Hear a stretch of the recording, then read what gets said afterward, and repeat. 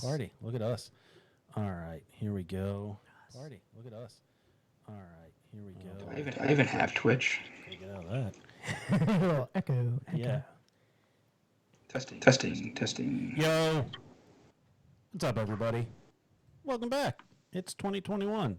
And, we're, Season 2, baby. yeah, it's season 2. All right. So, welcome back. It's your number one source for all things craft beer related. It's the internationally acclaimed, Cindy Crawford approved podcast of hops, high fives, and friendship. Wow, really went strong 2021 right there. Well, I'll get into that in a little bit. I am your host, weighing in at 0.097 metric tons of fun, Beast of the East, Christmas Maximus, Tom. And I'm your other host, the Hop Master General, the Grand Master of Malt, and the Warriors Forward Rattlesnake, baby. Jumped the gun on that one. Yeah, give me a hell yeah. Hell yeah. All right. And, I think 2021, we should be known as something else. I think we are the boys that are known for malt, hops, and POD drops. And we are the best friends podcast in the world. Dan, hit the music. This is the one. This is the one I texted you. No. This is Tell It to My Heart from the 80s. Yeah. This is the one I sent over. We did not say Tell It to My Heart. We didn't? No. I'm pretty sure we... I don't think so. All right. Well, I mean, it's already there. You hyped? No. Oh, come on, man. I was getting Get really... hyped off of Tell It to My Heart. Oh, it was awesome. Come on, man. I got really hyped on it. All right. I'll send you the link. And, okay, we'll get it better. We'll get it better for episode 2. Okay. All right. All right. Well, I'm sorry for all of that, folks. A little bit of mix up here. But, so this is our inaugural Twitch stream. So there's that. We're live on Twitch. I actually had to get dressed for this episode. Yeah. I've been ever since I got this tracksuit, I've been wearing it nonstop. I wear it in the shower. I wear it to bed. I wear it to work. My boss isn't happy about it, but I mean, there's not much you can do about it. It's a part of my being now. Like I said in our episode with Hannah, it's my symbiote. I'm South Philly Venom now. All right, guys. And we are joined, we thought it was quite apropos for our first episode of 2021 that we bring in two guys that our audience might be familiar with. They have their finger on the pulse of PA craft beer, and we're primarily a PA craft beer podcast. I'd say so. Yeah, primarily South Jersey, a little bit of Delaware, a little bit of Maryland. Regional. Yeah, regional. We'll say regional. Yeah. Sounds educational. Yeah. They're the operators of breweriesanpa.com, a website that can keep you up to date on everything PA craft beer. It's Matt and Chad from breweriesanpa.com. Hey, having us, guys. Really appreciate it. Yeah, thanks for coming on, guys. No way we could follow up that intro.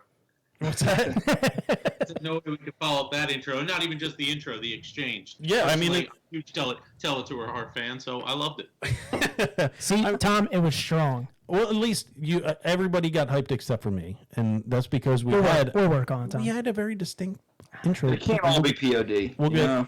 It can't all. I'll disagree with that. I mean, it could be all POD. All right. So we brought Matt and Chad on because it's, like we said, it's our first episode of 2021, and we want to talk about some PA craft beer and what to expect. Yeah, what to expect. So first off, there's, I think the biggest news would be Matt and Chad hit 1 million views on their website in 2020. So congratulations on that, boys. Thank you very much. We really appreciate it. It's a labor of love, and it's a lot of hard work, but we were happy to kind of get over that finish line, so thank you. Yeah. So is that like an early morning, checking the analytics and seeing it? He's like, hold on, I got to text him real quick.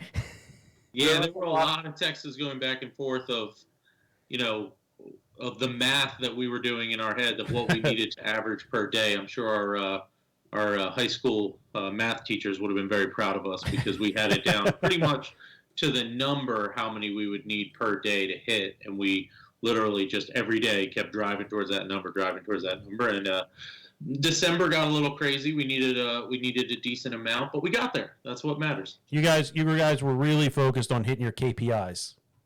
KPIs all day. Stays into 2021 because you have your. We're gonna try to double it this year. I think we're pretty lofty goal, but Wow, that's a very upper management mindset of you. I see you hit your goal and you made it. It was very double it. It seemed like it was easy for you. Double it. This is the fiscal year 2021 message from Breweries in PA right now. Yeah. Double it. It's a big number, though. I think people didn't realize how many views that we do get monthly. So I think it's opened some people's eyes, which is nice. If you told me you did 16 views for the 2020 year, I would have believed you. I mean, I don't know. I don't know what goes into it. Yeah, that's the part of the business that we don't really talk about a lot, unless we're talking to like advertisers or brewers, right? Because your average reader quite frankly, it doesn't care. Like, I read tons of blogs. I don't necessarily care. As long as the content's interesting to me, that's all that really matters, right? I mean, that's what it comes down to. And that's why we were excited to hit it, because it also shows, all right, we're at least providing some sort of content that, people care about, want to pay attention to, or whatever it may be. So, no one really cares about the number as much as we do, but we're happy. It's a nice clean number, though. Yeah. You guys keep putting out like a new glass. You're going to average like 10 views for me as I sit there and wonder, should I buy it or should I not? Or I just keep going back to it. And I like hover over that PayPal, like pay now. I'm like, I can do it right now. It's still a view, so we'll take it. One that we just dropped today. Yeah, you make those announcements, and then I can hear Dan hitting F5 from all the way over in Pottstown. Yeah, you dropped that glass today. I sat and looked at it a few times. I'm like, I gotta pull the trigger. Yeah. Yeah. We're glasses aren't like something that we're like doing tons of by any means, but we're craft beer drinkers ourselves, right? We know what we like, and we like to have a lot of fun with it. And we all like glassware. Like all the glasses are always PA centric, right? So it at least is like, all right, let's just put more crap out in the world that tells people, hey, PA is number one, and you're gonna have to deal with it. Now I have to buy a new glass cabinet. Yeah, trust me, my wife is on me about that, because every glass we get, we take ourselves, and when this new one came in, she was not having it. I'm gonna have to take all $5.50 that we earned in the fiscal year 2020 from the podcast and invest in a new glass display. Maybe I'll sell the only advertiser we had this year. Maybe I'll just sell my hoodie and my T-shirt. Yeah, there you go. That's what it's about. That's what it's about, right? Flip it. Yeah, flip it. Boom, we have flip some it. stuff coming down the line too. I think that will be fun. So, you guys are doing quality over quantity. That's the name of the game. Small runs to see if people actually want them, and then the canned glasses were a huge hit. So we're probably going to bring them back. Can't go wrong with a canned glass. Oh yeah. The 16-ounce one was probably the more favorite, I think, right, Chad? It was. You don't see a lot of them, and people really like look 20 for ounce. those. Sorry, 20 ounce. 20 ounce. Yeah, the 20 ounce. I'm a big fan of the Nordic myself. Yep. It just has such a nice weight to it. Yeah. That style's great. I mean, more breweries are putting those out, and I think they're awesome just because they hold. I mean, they hold the beer you need to, right? And they're hefty too at the same time. They're like a pint glass on steroids. Plus trick, right? Yeah. Plus, you can make yourself look like a real beer douche and do the heavy pour, which we have done on the podcast several times. Oh yeah. We have a video of it on our Instagram, so yeah, we know. I did it, and everybody loved it. Blew their minds. Oh yeah, no, it's great. It's great when you do it around fellow beer drinkers, but when you do it in front of people that don't drink beer, they're like, "What the fuck are you doing?" Are you doing over there? Yeah. Just put it the right way. This is the right way. What are you talking about? This is the only way. Oh my god. Speaking of beers, Tom, you getting thirsty over there? Yeah. Oh, that sounds so bad on the mic. Yeah, right? Nothing like a nice sticky mouth. Stop it. On the mic. That's very moist. Please stop. There you go. Dan's in hell right now. All right, I'm getting a beer. All right. So, All right, so anyone who is joining us on Twitch or new listeners for 2021, give you a little breakdown here. We do beer reviews. I guess we used to do beer ratings. I think did we do ratings last time you guys were on? Yeah, I believe we did. Okay, yeah. So we kind of steered away from that. We came to the conclusion that beer's so what's the word I'm thinking of here, Dan? Subjective. Yeah, subjective. That rating just isn't fair, really.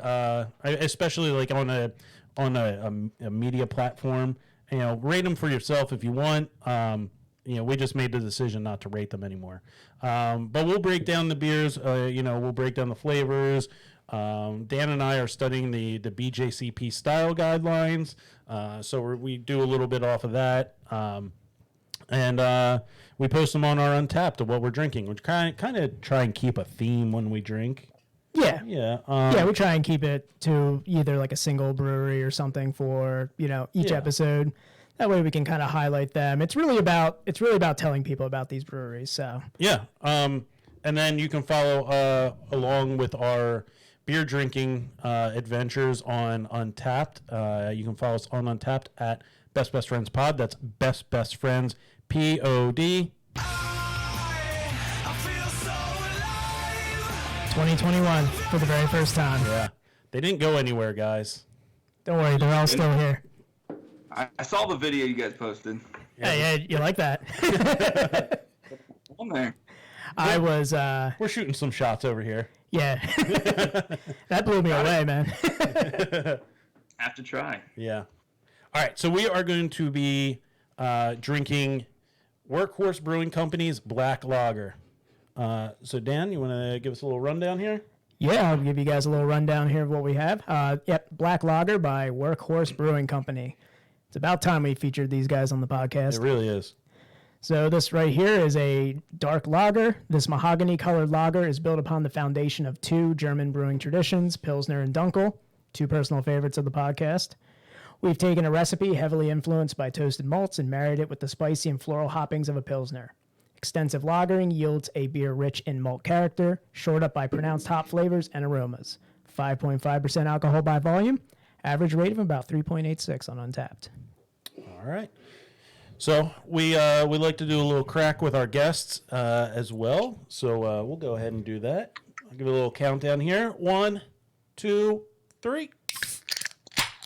There we go, boys. Beautiful crack, gentlemen. Good cracks. All right. Good smell. All right. I haven't had a black lager in a very long time. Yeah, as soon as I saw this, we had to feature it. It's not a style we've had on here yet.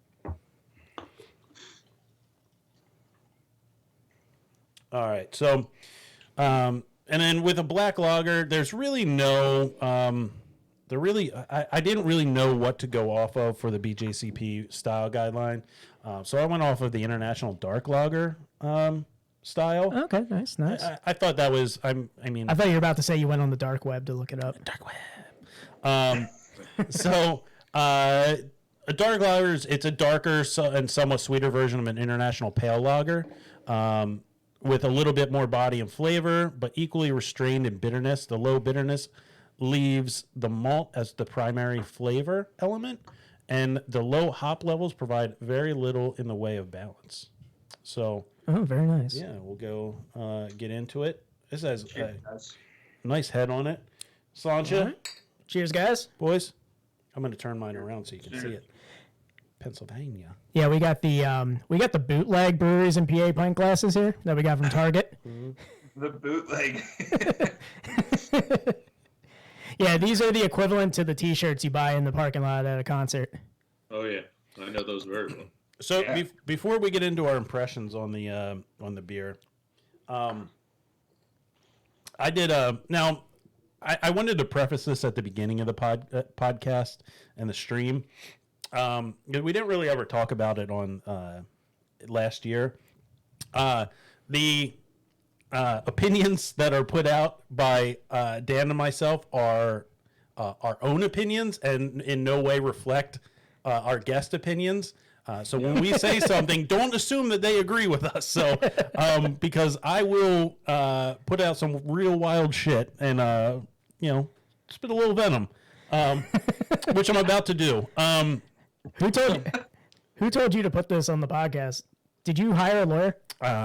He's on retainer. Oh, okay. Caveat, right? More caveat.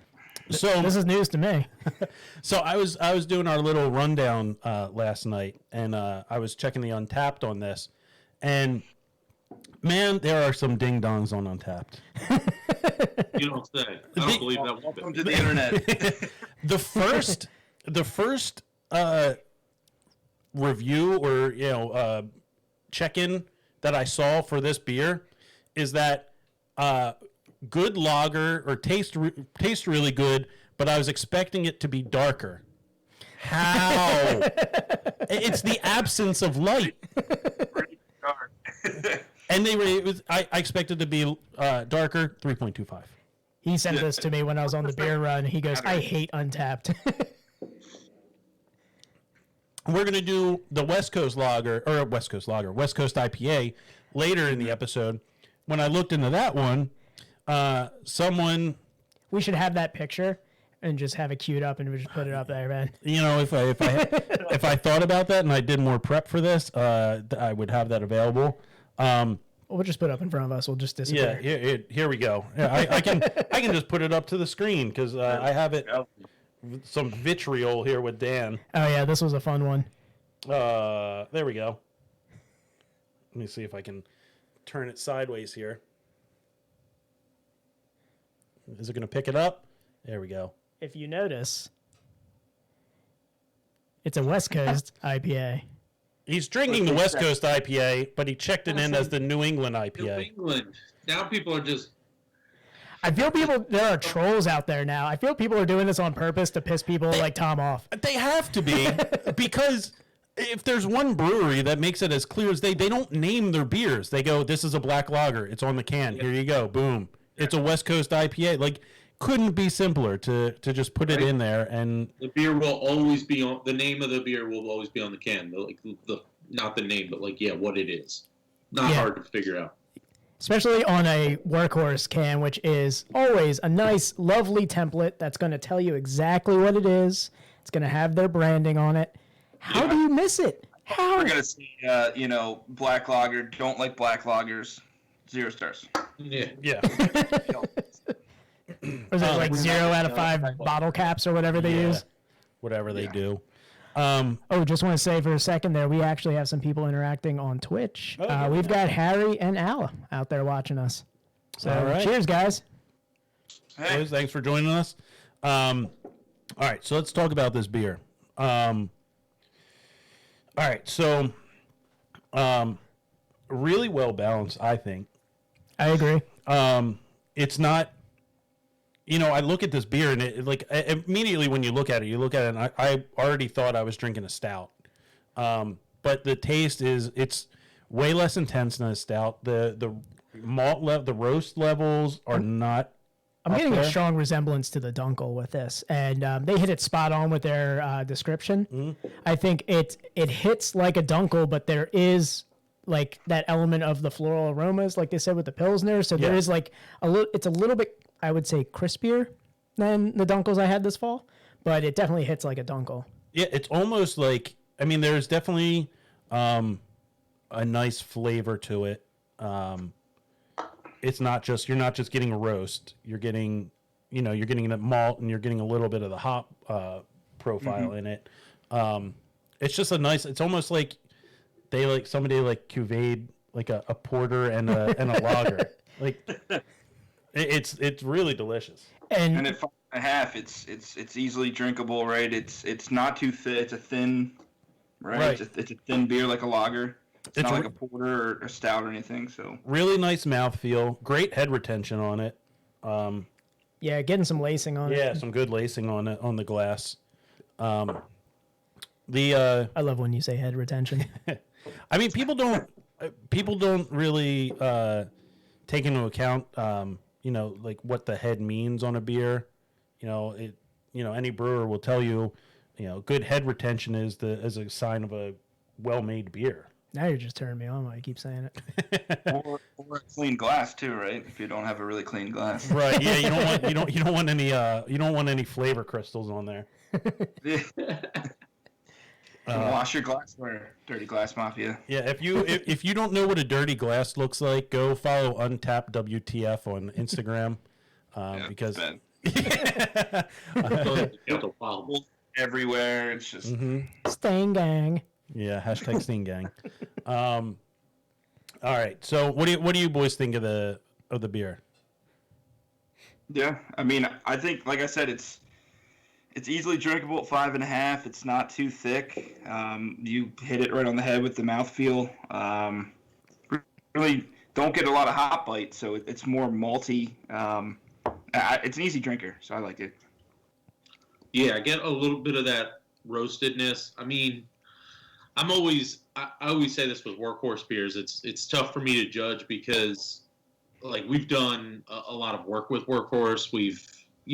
They're one of the few breweries that we've actually kind of quote unquote went into business with on like events and whatnot. So like we always get the backstory behind Workhorse, kind of their mission, their plan, the brewer's background, like what he's all about and the whole nine. So like when I drink a Workhorse beer, everything that I've ever been told about them, which is they want clean, approachable beer. Like you guys said, this is all on purpose. When like Dan who owns Workhorse, one of the first things he told us was, I don't want to make beers with like weird names. I just want to tell people this is what it is. So I say all that because like everything that they envisioned as what their brewery would be, you get in every beer that you drink from Workhorse. A beer that you can just sit down, enjoy the hell out of.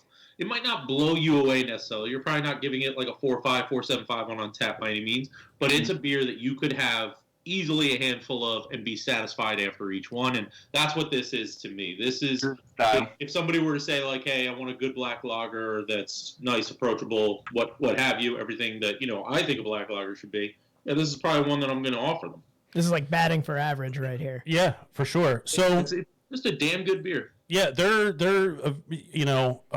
straight up the middle. They're going to give you a good quality beer. You're not getting the hype from them, but I mean, who really needs hype? Well, that was their whole mission, right? I mean, if you go into like a Wegmans or a local bar, you probably see Workhorse signage. I think, and they've never told us this, so I'm speaking from my own opinion. I'm not saying on behalf of them. I think they want to be more of like the Victory or Sam Adams of the world, where they get beer everywhere, right? Doesn't matter what community you put their beer in, it's going to play well. Versus other breweries that are going for more of, I don't want to say necessarily the hype, but like we know there's a specific set of people that are going after our beer, and those are the people we're catering after. Yeah, and I don't think Workhorse is trying to do that. Workhorse isn't trying to be the brewery that it has the release lines. Yeah, right. They want to be able to pop a keg in a bar and 90% of the customers will enjoy what's coming out of the taps. Yeah, approachable. It's one of those things where it's like, all right, I had the Russian Imperial. You know that's their Russian Imperial. Like, you don't have to worry about what name it is. You know what I mean? Like, oh, which one are you talking about? So it's very true to style. If you're studying that BJCP guidelines, I don't know if you guys have talked to Nate yet, who Chad was mentioning. Was it Olawine, Chad? Yeah. Nate Olawine, started Devil's Backbone before they sold to AB InBev and really is a great brewer. So, yeah, I mean, Workhorse is definitely on our list to have on the show in 2021. And I had we had another beer in mind to go along with this. We're going to do a straight Workhorse episode, but the original plan was to do a Workhorse, the Black Lager, and we were going to do Lancaster's Winter Warmer, but you can't find that anywhere anymore. Yep, sold out. And the main reason I wanted to do Lancaster with this is because I feel like those are two breweries that they don't get the respect put on their name. There you go. Yeah, they don't get the respect that they deserve because they're not doing the hype beers. They're doing the you're going to get a good beer every time you drink it kind of brewery. Mm-hmm. And I just don't think there's enough respect out there for, these guys what these guys are doing. Lancaster wants to distribute all over the place. Workhorse wants to distribute all over the place. you have to have the same product every time you put those out. Yep. And that's insanely difficult. Be very consistent. So hard. And it's tough. I mean, this is what we always find because, we try to do these all-state collabs, right, where we're involving as many breweries as possible. And what we find is if you go too far in one direction, you're like our last collab was 40 different breweries. You're putting that into 40 different towns, right? Not everyone drinks the same beer, and it's probably because they've been conditioned by their local brewery to chase after, like I know where I live. I'm not too far from you guys. I'm in the Collegeville area. I know a lot of people do chase after the hazies because we're close to Stickman, we're close to Tired Hands, and I'm not saying that's what they specialize in, but that's obviously what people are going after. So when you are a brewery like Lancaster or Workhorse and you need to get into 50 different towns, you can't cater towards one town over the other. You have to be able to just kind of stay even keel. And to another point, like I think we do live in a vacuum, right? I think we always see, and we're just as bad at it. Like we post a lot of hazy beers on our Instagram because let's face it, that's what gets the likes. So we live in this vacuum where it's like, oh, the successful breweries are the ones producing the haziest beers, and it's like, well, yeah, they're probably successful, but the breweries that are growing, the breweries that have a facility like Workhorse, 60 barrel, 100,000+ square feet, they're the breweries that are putting out well-made traditional beers. Because that's what's going to sell, mass-wise. Let's put out a quick hazy IPA that will infuse a little cash. And I think we live in that vacuum where we're kind of like conditioned to, a successful brewery must make the haziest beer in the world. When in reality, no. Some of the most successful breweries, like you look at Neshaminy Creek. I had no idea Neshaminy Creek's footprint was as large as it was, and they're known for lagers, more traditional pilsners. Like, yeah, they have their hazy, but like their West Coast side, their footprint's huge. It's not hazy, so it's very strange. But I mean, their big beer before the Shape of Hops to Come was John. Yeah. Croydon Cream Ale was a big one there too, because just that area, and we've learned from other breweries how important the cream ale was. Yeah, cream ale in the Northeast Philadelphia area is insanely popular. Yeah, and they have a huge distribution footprint. Like when they told us, I had no idea they were as large as they were, and that's a perfect example of breweries that aren't just turning out hazies. So I think sometimes I know I'm bad with it, but sometimes I try to step out of the vacuum and be like, okay, success looks a lot different in different ways. It's not one way or the other. Yeah. Well, to look at the other side of it is like look at Trogs too. I mean, Nugget Nectar just came out. That's technically an amber. I mean, it's not hazy. It's clear if you pour it, and it's delicious, and people are going crazy over it. So it's not even. I don't even. It's not. It's a red ale, isn't it? It's not even considered an IPA. Yeah. Yeah, what it's considered on like Untapped or whatever. I think it's considered a red ale. Yeah, I saw. It is a highly hopped red ale. Yeah, I saw on John's Instagram that he put it out and was like red ale with different variations of hops. I guess they use different hop variations every year. Yeah, they have it it's on the side of the bottle, on the side of the can. Every year is different. That's like the original, that was the original hype beer. That was particularly for me. Yeah, so that was the original plan for this episode was Nugget Nectar, and it didn't release. Yeah, I went as far west as like Morgantown trying to find it this weekend, and it overshadowed us and went into like the Northeast a little bit.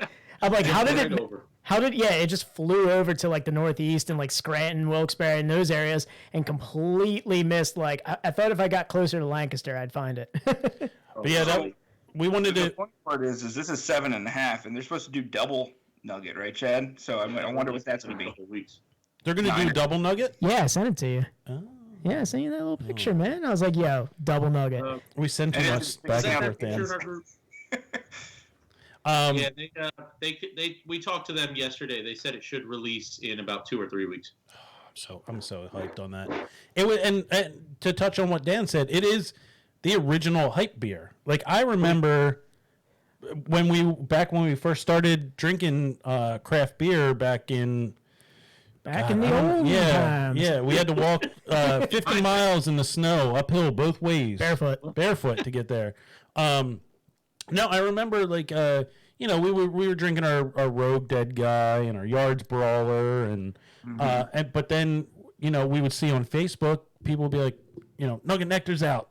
And it's like you had to go run to Wegmans and hope that they still had a case left of it. We had our Connect, the beer manager, the Wegmans in Collegeville back in the day, would set aside a few 6-packs in the cooler for us. So it was always nice. But that was like the first, there was no hype back then. Like, this was before they dropped a pallet in the middle of the beer store and said, here's all the Nugget Nectar. This is when they got they got a couple cases.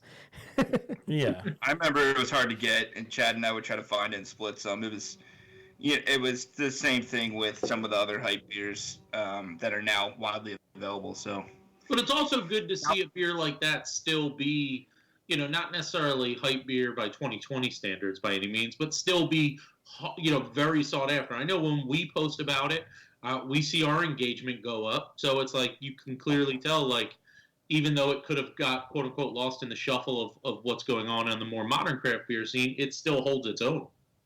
It's like just it's a tradition at this point. It's Nugget Nectar season. Yep, and it's nice to see. Yeah, it's nice to see a beer like that get hyped on the Breweries and PA group on Facebook, and it's not New Trail. So it's that we make it until you brought up the group.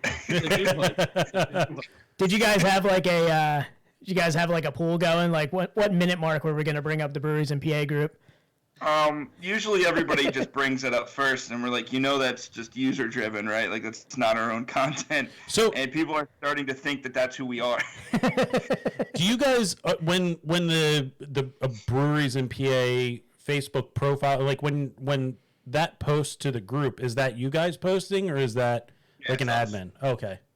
Yeah, we're the only two admins of the group, so it's either we post either on our personal pages or the Breweries and PA page. Those are only technically 3 admins of the group. Okay. So I was going to troll you guys with this episode and do a not a PA beer and just have that in there just to stick it to you. People think that annoys us way more than it actually does. I always tell people, I'm like, if it's not a PA beer, I just don't interact with it. But if that's what you're drinking, Yeah. My thing is because the whole thing with the group is right. It's no different than our mission, which is support PA businesses. Yeah, I can drive down to my local distributor who pays PA taxes, is most likely a PA resident, and get whatever non-PA beer, and I'm at least supporting that business. So my whole thing was like a Bourbon County. We're not gonna fawn over these non-PA beers, but we'll if you're buying from your local distributor, if you're supporting a local business, then hell, more power to you. Yeah, I agree. Yeah, my thing is, they think they're funny. You know what I mean? And we're just like, whatever. The only non-PA thing that doesn't tick me off by any means, but confuses me is when somebody goes and gets a Treehouse Haul, and it's like you went out of state to grab it. It's has nothing to do with the state. They're definitely just flexing. Buy it in PA. But I also realize why they're doing it because, for lack of better words, I mean the group does have over 20,000 members, so it's like, okay, well here's a large group I can show my haul off to. That's the only stuff that confuses me because I'm like, well, what did you do to support PA in this transaction? It turns into like a dick measuring contest. Yeah, it's just a strong flex. The group is like, so all right. So we're talking about the Brewers in PA Facebook group. I mean, it's a fun. If you drink PA craft beer, go on the group. I mean, it's a fun time. I'm an active member. Yeah. Dan is a very active member. You see what's trending at the time. Yeah. You see what people are getting into. I like to go in and I like to poke the bear every once in a while. Yeah, we got craft beer Karen over here who just starts. So I like to. When people tell me that they only like beer that's artisanal, and then I'll be like, all right, well, now this is going to take up a half hour of my time. Yep, I can just hear him back here, yep, yeah, just cracking the knuckles, getting down to the typing. And it goes back to, and I'll bring it up. I talked to a guy. Lancaster was getting hated on, and a guy said, no, I prefer more artisanal beer, and I was like, what the fuck do you mean by that? I was like, do you just drink IPAs? And he was like, well, I prefer to only drink IPAs, but I mean, he said I prefer hazies. Yeah, hazies, and okay. and he said Lancaster isn't artisanal like a Hidden River or he named a couple Tired Hands, like a couple other like hype breweries, and it's like, just say you like hazies. I mean, there's nothing. I mean, there is something inherently wrong with that, but I mean, there's nothing. Drink what you want to drink. Drink what you like to drink, but don't say a brewery's bad because you don't like the style of beer that they're making. Yeah. Well, the thing that gets us is the people that try to put other people down for what they enjoy. So it's like, one example, and I'll bring it up because it's going to come up anyways, is the New Trail Levante collab. Clearly, everybody liked it. It went everywhere because New Trail's distro footprint is literally... Not everyone, by the looks of it.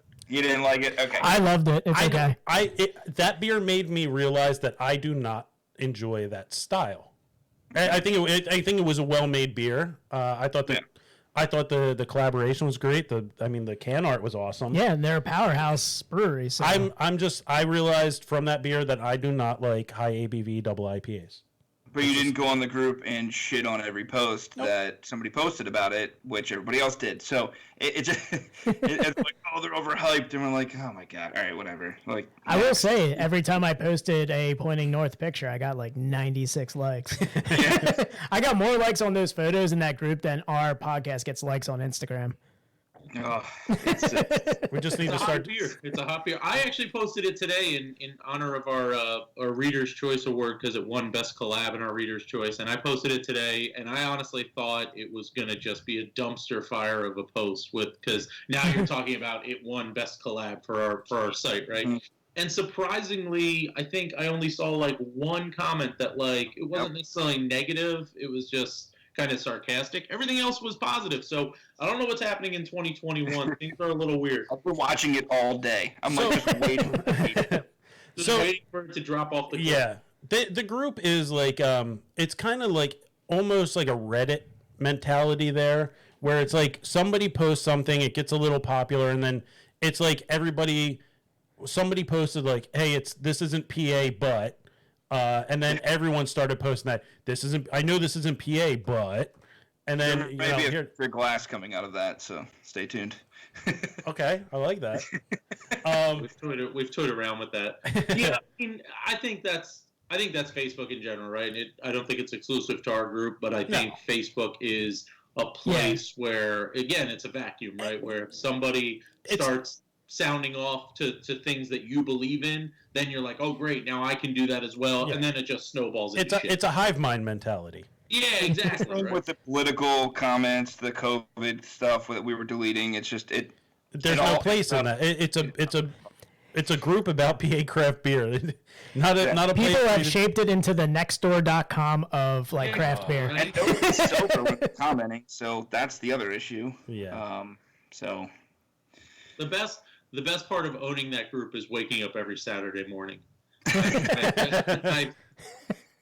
I've had so many Saturdays where I've woken up, and I have two young kids now, so I don't stay out as late as I used to, so I'm up relatively early. And I'm not. Some of the comments, it's not happening as often, but some of the comments from Friday night where people felt a little confident in their inner feelings to come out after they had a couple triples are real interesting. I will say this, though, as much as we're saying about, how much of a dumpster fire it can be, which we're well aware, like it's not like this is something that's lost on us. I will say over the last, it feels like few weeks to a month or so, we haven't seen as much shit, if you will. That's not to say it's not happening. We do see relatively everything. I mean, we get a notification every time something posted in there, so we're still seeing most of what's happening, but things are turning a little bit to the positive, but we're just waiting for the next hype beer to come out, and then we can let it all go to shit again. I like that there is a strong unity amongst everybody. Like, I've met some awesome dudes in the group. Like, not personally met them, but I've, I've interacted with them back and forth. There is a solid group, but, Yeah, that's actually the whole mentality behind the group. So the group is... I mean, we're almost 4 or 5 years old at this point. Just about 5 years old. The group is probably only 3 years old. The group, I mean, we were just sitting around one night with a buddy of ours, and he just said to us, like, you guys could probably provide a lot more value with breweries if you maybe started a group where you guys could get together and actually physically go to the breweries, right? Mm-hmm. And it's like, oh, that's an interesting idea. So that's how the group all came about. So the whole idea of like getting together, meeting the whole nine, too, right? That's the spirit of the group, and that's unfortunately we've been living in this COVID world for almost a year now. I mean, we were trying to host beer shares regularly out of that group. We really wouldn't promote them on our social pages. It would only be the group because we thought this would be a great time for the group to get together. So we're hoping, once we get past this whole COVID situation and we can return to those, that's what the group will return to, is more, like you said, this is somewhere where I'm, meeting like-minded people. Because let's face it, it's not a national beer group like many of these are, where it's like, I'm experiencing something different than you're experiencing. It's PA-centric. So there's a chance we, for the most part, have shared similar experiences, and let's talk about them. Yeah, I feel like I've bumped shoulders with a lot of those people at breweries. Like every time I see them post a beer, I'm like, I just picked that up. I probably just literally passed that guy walking out of Levante Stables or something. Like you're sharing a similar experience because of how we were trying to create like a community kind of thing, and also it's a place for people to ask questions. Like there's a lot of people that follow us that are either seasoned beer drinkers or they're very new to trying things, and it should be a place where people can come and ask questions, right? And say, hey, what's a good IPA around here, or I'm going to X brewery today, what should I try? Like those are the things that we want, because it's more of an education of who else they're going to ask. Definitely, you know what I mean? So it's advice and things like that. Like-minded people. I always see like, what's the verdict on this new brewery or something, and seeing like a full-scale conversation going down. It's nice to see because I'm on the outside looking in on this conversation, being like, oh, I have to go check out Wrong Crowd over there in Westchester or something. Yeah, when I first got onto the group, and Dan kind of goaded me into it, and I was like, come to the outside. Boy, did I hate it! And hold back your stunned, your shocked. Hold it back that I hated something. No, I hated it at first, but then it kind of grew on me as I saw like more and more posts coming in of people like, oh, hey, I'm in this area. What are some good breweries to have? And I've had good interactions with people. Like I just had a great interaction with a guy who was like, yeah, I fucking hate stouts. And I was like, well, why? Like, is it just like, do you only drink like hazy IPAs, or do you only drink like a certain style and you don't really like this? And or you only tried one stout before. Yeah, he only tried, like, what it came down to was he only tried dessert stouts. So basically he was like, hey, what are some good like introductory stouts to try? So I like threw out a couple introductory stouts to him, and he was like, yeah, thanks, I'll go try those. And I was like, nice. That's what you want out of an interaction from like a beer group, is like just dropping knowledge. Yeah, just dropping knowledge on people. Well, you do want a positive, like, I walk away feeling, pretty good about this. Hey, man, and as far as hating the group, no offense taken, I've texted Matt no less than 50 times this past year, hey, I think I'm going to delete the group today. Matt's just talking you off a ledge. To this day, I struggle with it only because, like I said, I love it. It's good interaction. But I think Matt said this a little earlier. People do think we are that group. Like, they think, oh, Breweries and PA is just a Facebook group. So anytime we post something on our social page, like I had this interaction the other day. I posted a New Trail beer, and he's like, why do you guys only care about New Trail? Are they paying you? And I'm like, and I went back into our feed. I'm like, the last time we posted about New Trail was like 3 months ago. What are you talking about? I was like, oh, this guy just sees all the posts in our group and just assumes the Breweries and PA people are just obsessed with whatever's being posted in the group. So that's the only struggle I have with it, is that we as a company, and we do a lot. We do a lot of work, but you'll still get these people that are just like, you're whatever I see in the group. I don't hear about anything else. My first interaction on the message board was it was not a smooth landing into the group for Tom here. Some people would say it wasn't a smooch landing. It wasn't. Yeah. I had an interaction with I guess a social media manager of a certain brewery around the area that we have differing thoughts about things in beer, and offline we can have a conversation. It might be something similar. Yeah. What? Yeah, that's Go check out the Brewers and PA Facebook group. It really doesn't reflect Matt and Chad, but it's a fun time. Check out the dumpster fire for yourself. If 2020 was a message board. Yeah, there you go. All right, so I'm wrapped up on my beer. Dan, how are you doing? I'm already wrapped up. I got Stellar Lacing. That was a great beer, crushable beer. Not too I was expecting intense malt flavors, but it was super mellow. Yeah, I think the floral and the hop character really balanced the malt with that. Like I said, Yeah. it came in like a dunkel, but just finished so clean that it was just real easy to drink. Yeah, it was a little bit more roasty than I think than a dunkel, but overall, I think it was a well-rounded beer, super enjoyable, very crushable for a darker beer. Yeah. Yeah. Good, man. So, before we get into, we'll get into our next beer in a second. I think we'll let our palates simmer here a little bit and get used to what we just experienced. And what do you guys think is going to be coming up? What do you expect from PA Craft in 2021? You want me to start, Chad? Yeah. So, you mentioned the article that we put together for the end of the year, which I actually should post again. I think you see a lot of people answering from large production scale breweries to smaller breweries, right? I think the want is there for the lagers and the clean styles, but they know the hazies aren't going anywhere. I think you're going to see less adjunct and maybe get back to like your regular styles. But I have seen hopped pilsners becoming a thing, which I actually kind of like. Yeah, Warwick Farm Juicy Pills. Hoping that takes off. Yeah. The fruit up front, the fruity flavors with the dry finish. Warwick makes a fantastic one. So that's what I'm seeing. Obviously hazies aren't going anywhere, but maybe a return to the basics would be nice. A classic West Coast. Like that, or something like that. So. Foreshadowing. What about you, Chad? What do you think?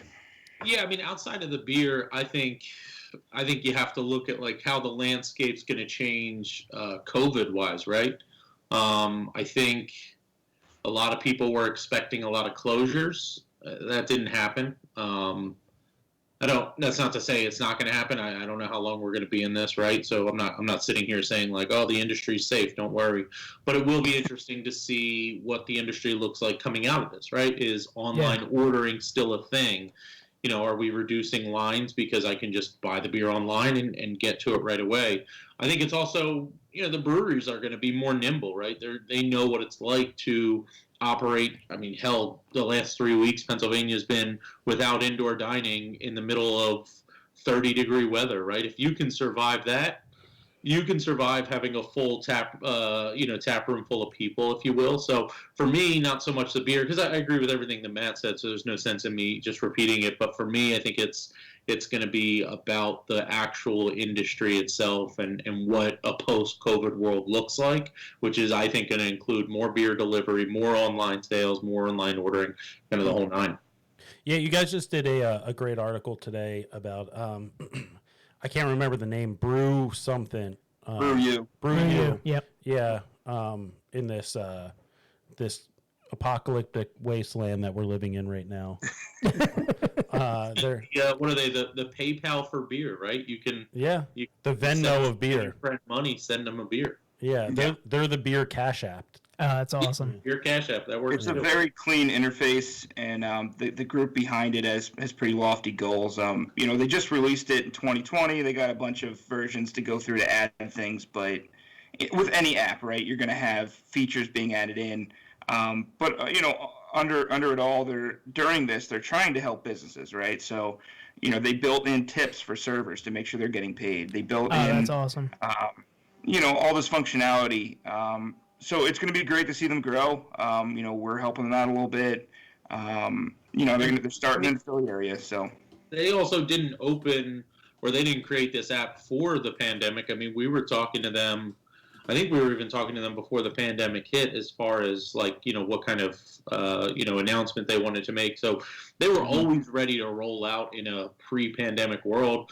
It just so happens, and a tool like that is successful in a pandemic as well. And if I don't want to say more successful, but an app that allows you to do contactless or be able to send somebody from afar that you can't see. I mean, that's going to work well in the world we live in right now. Yeah. I mean, I think I kind of agree with both of you as far as I think online ordering is going to dominate 2021. I love online ordering. I do too. I mean, I look forward every day. I think about like, man, I wish I could just saddle up to a bar and. I do miss like going there and actually having the beer on tap.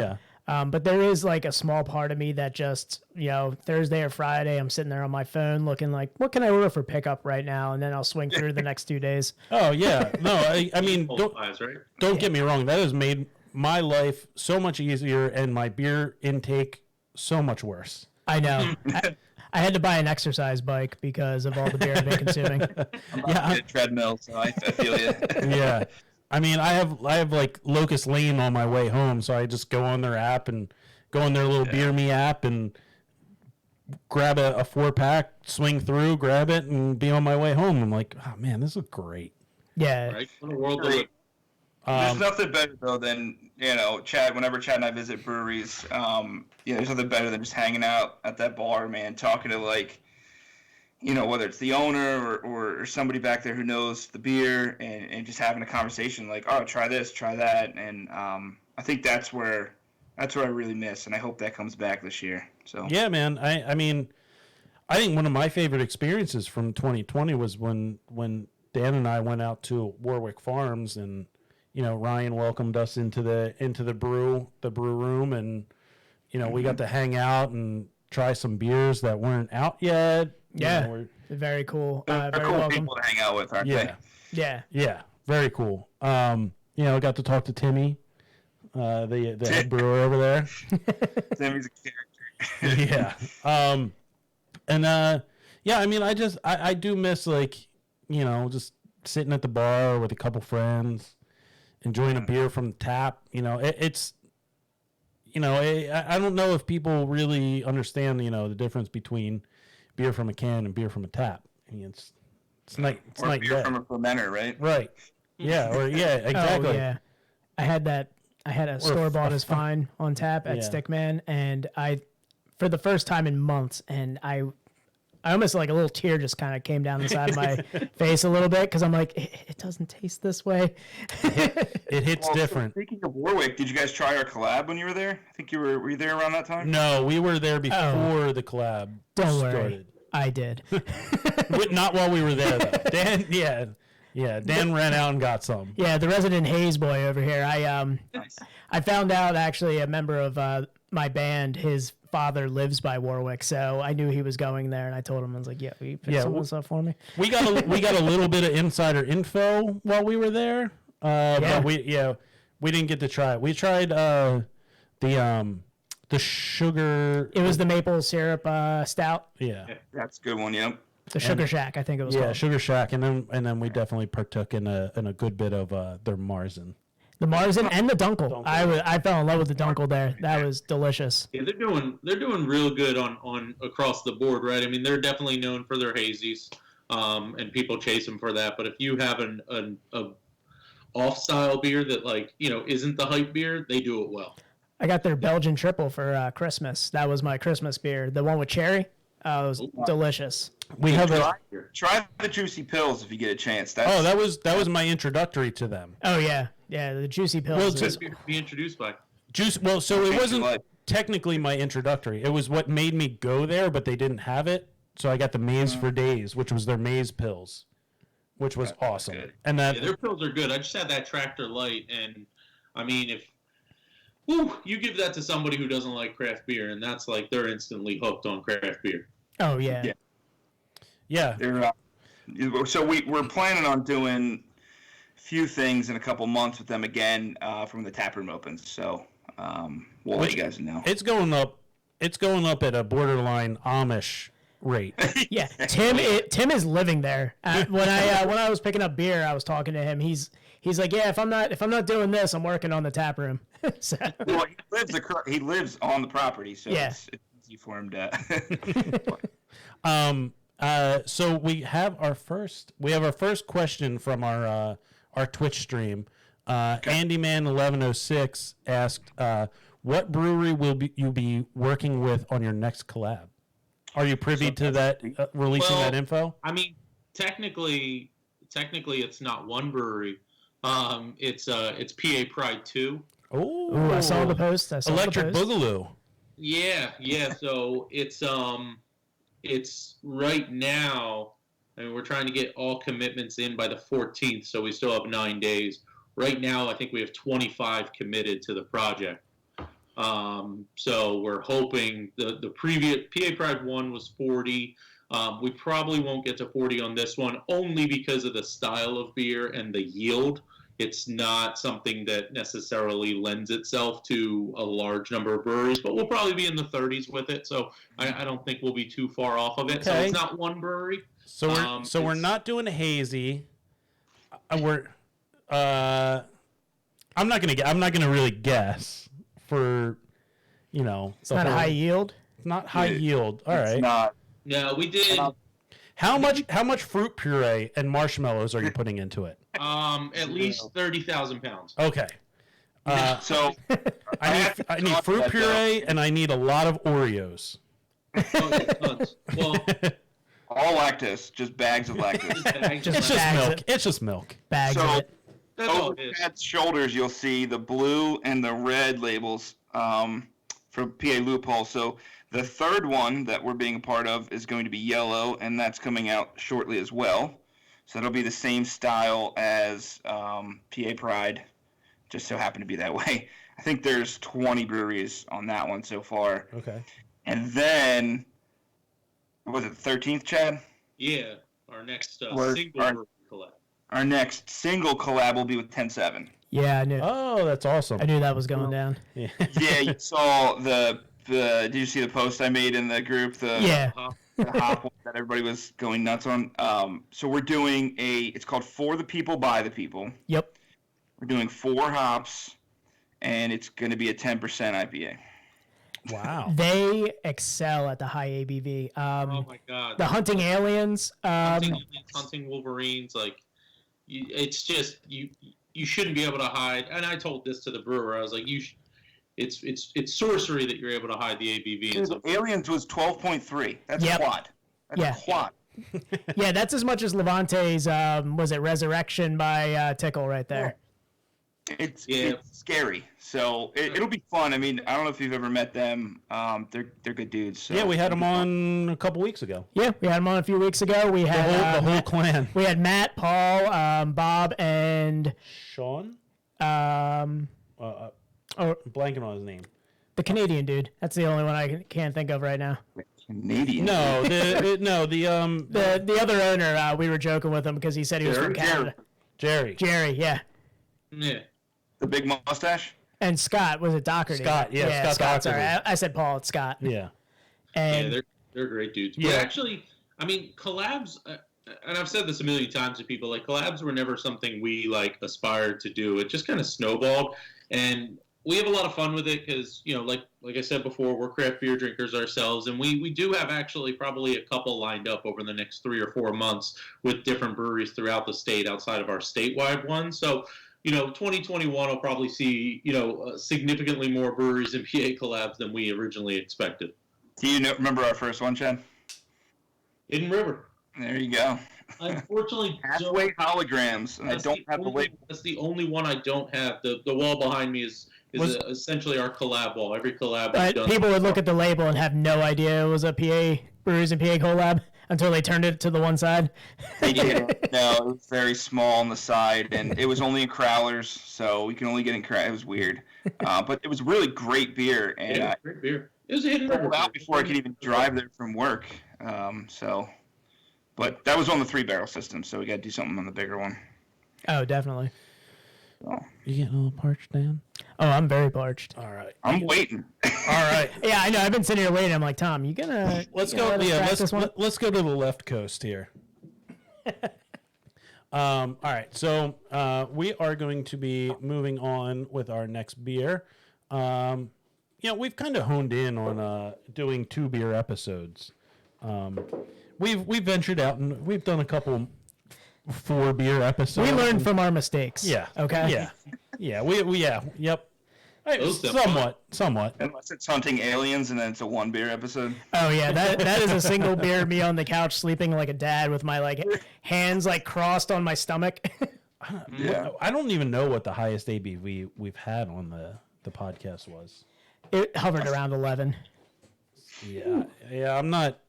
I don't even remember which one. Bilberry Hill was 11%. Was it? Yeah. Well, and that was the mistake that we made. And that was the night that we decided to have 5 beers. So. And Bilberry Hill was a crowler. Yes, it And was. we all had our own crowlers. Yeah, so. this was during the pandemic where we couldn't, split a crowler with each other. We had to buy crowlers for each of us. Yep. Wow. Yep. And That was beer. that was the only beer that has come up in the morning for me. Yep. Tom learned his lesson. Yep. And we have the privilege of having Jim from Levante on at the end of the month. Oh yeah, I can't wait for that. Yeah. Nice. So. It's a good dude. All right. So we are going to be doing the West Coast IPA. Oh yeah, I just gotta describe this one here. by Workhorse Brewing I'm Company. ready to crack this. So we're going to be doing the West Coast IPA. You'll be able to find. I mean, it's just called West Coast IPA. It's not hard to find. But if you, It's hard to check it in though on Untapped. Clearly. yeah, apparently, Oh, sure. yeah, it's the West Coast New England IPA. Yeah, it's the West Coast New England. Yeah. So, but if you can't remember what beer we drank, you can't remember the West Coast IPA, you can follow us on Untapped at Best Best Friends Pod at Best Best Friends POD.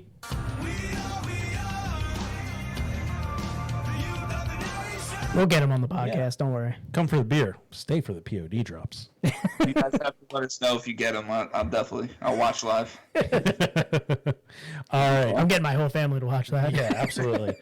Daniel, tell us about this beer. I made it. So we're doing the West Coast IPA by Workhorse Brewing Company. West Coast IPA, copious amounts of hops are boiled into the wort kettle to provide the characteristic bitterness and unique essential oils that impart fruity and citrusy flavors. Dry hopping amplifies these flavors and aromas without increasing the bitterness. This is a 7% alcohol by volume. Not getting the respect on this. It's a 3.65 out of 5 on Untapped. That'll come up. West Coast is going to be big in 2021. It'll be the Hansel of IPAs. So hot right now. So hot. It's the Mandalorian of IPAs. All right, everybody. 1, 2, 3. All right. Another great crack, gentlemen. Cracks. All right. So with this beer, what we should be looking for is a decidedly hoppy and bitter, moderately strong style American Pale Ale, showcasing modern American and New World hop varieties. The balance is hop forward with a clean fermentation profile, dry finish, and clean supporting malt, allowing a creative range of hop character to shine through. Nice clarity on it. It doesn't need to be hazy to be a good IPA, folks. This is back in our day. Back in my day. Yeah. Close your eyes and drink it, everybody. Don't post it to the Breweries and PA Facebook group because you will get hate. Well, I mean, not from us. I did actually post it, and it's now the post wasn't geared specifically towards the beer, so a lot of people are commenting other things, but no hate so far. Are they telling Tom to cut his hair? They could are. be. Everybody else in my life is, Dan. All right. Daniel, Cheers. cheers. Oh, Cheers, guys. The inaugural run of the The Hot Master General Hop glass. Master General glass. I like it. It's a beautiful, clean beer. Yeah, it's very. I don't know. I love West Coast IPAs. And They got a special place in my heart. Yeah, I mean, you won't get any disagreements from us on that.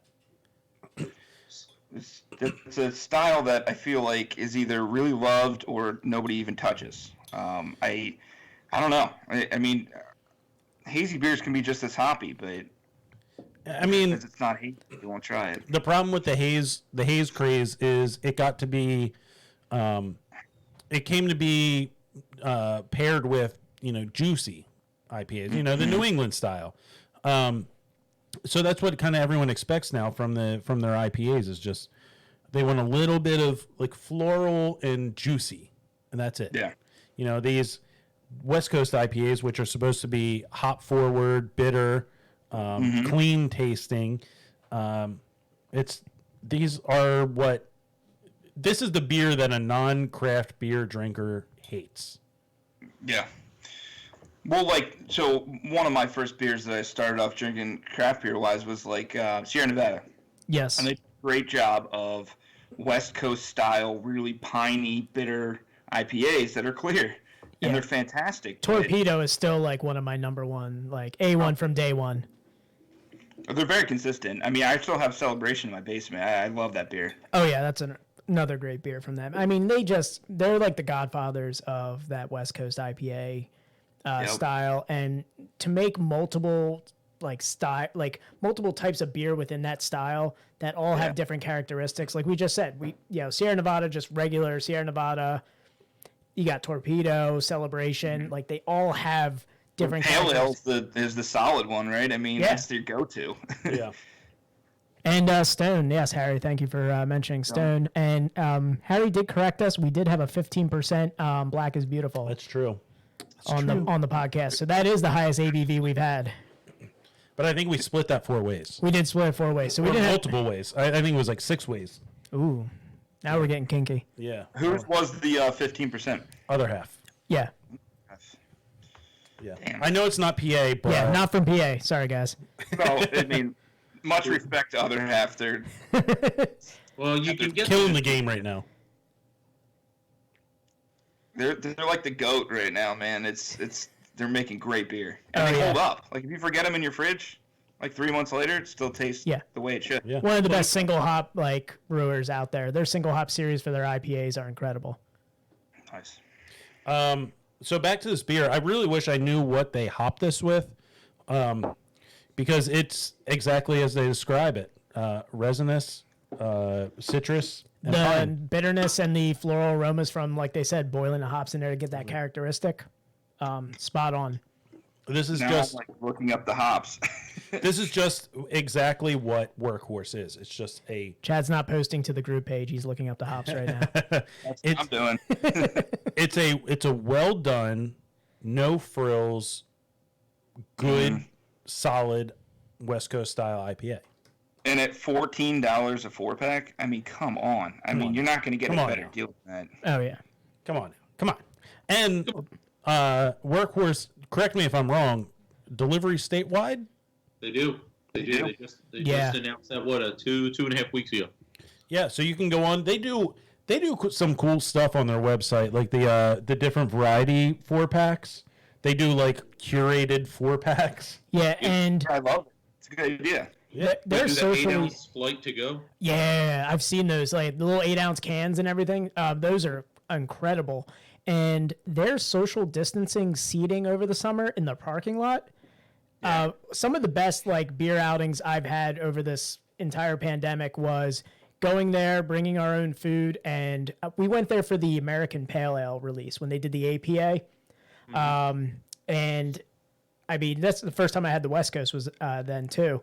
And it was just so nice. They have such a great facility indoors, but then transferring that same vibe to that parking lot where everybody had their own parking spots where you can just sit down on a bench. They had tents, so in case it rained, you were still fine. I mean, he takes that stuff seriously. Our last event was with them, and it was during the pandemic. And I'll never forget. Our event was April, so it would have been about a month after the pandemic hit, right? And at that point, everyone was kind of like, "Oh, this will be over by the summer, no worries, blah blah blah." And he was really the first one to say, "No, we're going to push this event out to the fall, potentially early winter," because you could tell he he didn't want to mess around with it, and he didn't want to take any chances. He's serious about his business, and it's appreciative to go to a place like that because that's going to permeate in everything they do, not just the social distancing, but the beer, the characteristics of the beer, the quality of the beer. Now the quality of the food, now that they're doing a kitchen. So it's good to support a business like that because, like I said, it permeates through everything. So I did ask the owner what the hops were, and he's finding out for me. Oh, so wow. We'll get it. Oh, a little inside baseball right there. Yeah, there you go. Straight. The perks of having breweries in PA on the podcast. He's trying to find out. He's like, I wish I knew, but he doesn't know. So. So we did have a question come in while we were cracking this from Harry from Experimental Beer. I know it's not he's not a PA brewery, but he is in New Jersey, North Jersey. Don't hold it against him. He's a North Jersey home brewer. You can follow him on Instagram at xbeer_NJ, doing some great stuff. Maybe we can have him do like a porch drop for Matt and Chad. I know it's not PA beer, but you guys can look past it. You know how many times I've wanted to like just imitate your porch bomb post with just like me going to the grocery store and just having like the face like, what's on this shelf? Put it in a box and then, It's just a giant bag, and he's like, "What's in this bag?" It's just me at the checkout, like ringing it up and everything. He cutting the bag with a knife. Swiping your credit card.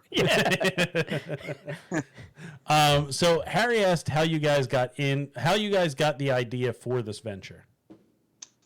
So 5 years ago, it really just was born out of a need for information that really wasn't there. That was when craft beer really was, I think, starting to boom. And I think Pennsylvania, I think the Chamonix Creek was around, Trogs was around, obviously, Yards, but you didn't have a lot of information out there. So we didn't know what was around us. We didn't know where we could go visit. And then it kind of, so to echo your comments from before, we don't do beer reviews. We used to.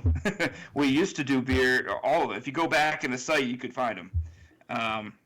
But we kind of got away from that because leave that up to Untapped. And we sort of morphed into this news site after, what was it, Chad, a year and a half? About a year and a half, we morphed into a news site to kind of aggregate everything for people, right? The maps and the lists of breweries and every single brewery in the state. Who is child friendly, who is dog friendly, things like that, that we were seeking out, and obviously other people would want. And then we started to see comments like, "Oh, I wish you would do that and this." So we just basically started adding to it. But I think it was born out of a necessity because we were sharing beers together. We were like, "Hey, let's make a website," and we're on our fourth iteration, I think, of the website. It looked really, we made it in my basement. It was not great. It was like a GeoSites website. It was like Angel Fire. It's like MySpace of breweries in PA. Dancing baby. Yeah, we made a WordPress. Is that Hamster Dance? Yeah, Tom from MySpace was on there. Yeah. But no, yeah, we made it in the basement, and we just started to go, and then we got a big Instagram following. And it really just morphed into the news site. I think that Chad and I really appreciate posting content too. So, Chad, I'll let you explain. That's the best way to describe it. Like, I think I've said this already. Like, we're just craft beer fans. At the end of the day, this was never like a get-rich-quick scheme or like, hey, let's capitalize on this craft beer boom, because there really wasn't a boom when the site started. I remember going to Free Will back then. You could barely even buy a glass of beer because the laws were so antiquated. So it really just became two craft beer fans that were tired of going on 17 different sites to find information and figure, like Matt said, how can we aggregate everything? And it's just kind of snowballed since then. So, at the end of the day, we love craft beer. It's our passion. And it's kind of morphed into this where we can help small business at the same time. And, we get to know a lot of these owners and these brewers who are behind these businesses. And, we see their families, we meet their families. And it's nice to be able to at least drive some business their way so that, they see some success. And it's really fun. We get a random text about something about to happen, and we can play a part in helping spread it. So yeah, that's something I think I enjoy about the podcast too. It's just like knowing that like we're featuring these like businesses out there and just getting their name out there sometimes, and just even getting the brewers on who just, they say like, thanks for having us on to just to even talk. And, most of the time it's just us like straight up kissing their asses like, hey, thanks for coming on, guys. We had a lot of fun like talking about the beer, but then they're just like, no, thank you. And it like really hits. And it's just like the relationships that you form too. I mean, it's like between like, I'm going to name drop here, but it's like, we'll message, we message Ethan from Stickman or Hannah from Naked or, even Ryan from Warwick. Yeah, Ryan from Warwick. Yeah, it's like, I'm involved in more group chats than I want to be involved in right now. Oh boy. Yeah, we know that game, but it is fun. I think what people don't see is the behind the scenes, right? What the brewers and the owners go through to even just get open. I mean, it's crazy the crap that they have to go through, especially during the pandemic.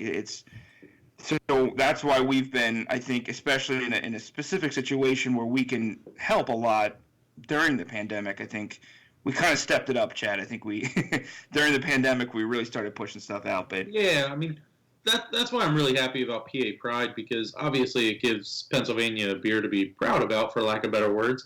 But it's also being brewed on such a large scale that if one or two or a handful of breweries were to do this themselves, it would cost them a lot of money. And what we're able to do is we're able to, not us ourselves, right, but the host brewery is able to sell the beer to the brewery at a reasonable cost, and most of these breweries are selling out of it. So we're able to, through that project, infuse a couple $1,000s into an operation over a couple of weeks, right? It's not going to make or break their brewery by any means, but it might get them to be able to pay rent during a pandemic that we're in, because unfortunately things are slow. So, anything we can do to draw attention to businesses, I mean, that's kind of what our goal has become during this whole pandemic, is like, all right, we've always been about let's support craft beer, Pennsylvania craft beer. Well, how better to do that than during a pandemic? Let's support the hell out of them. And contrary to all the comments in the group, regardless if they pay us or not. So some people feel like breweries do pay us for their exposure, and my bank account would suggest otherwise. Yeah. We don't have that much money, or I'd have that new camera in my hand. So those are always funny comments. Yeah, I mean the loophole is the same idea, right? Loophole. That's the whole idea. That's right? like a smaller scale brewery collaboration, correct? Yeah, East End. The goal was, I mean, the brewery that's brewing it is relatively large, East End out in Pittsburgh. But the goal was, and this is what a lot of breweries approached us about, was let's give breweries like a can release, right? Let's give them a can that they can sell to people, because let's face it, everyone's going after cans, right?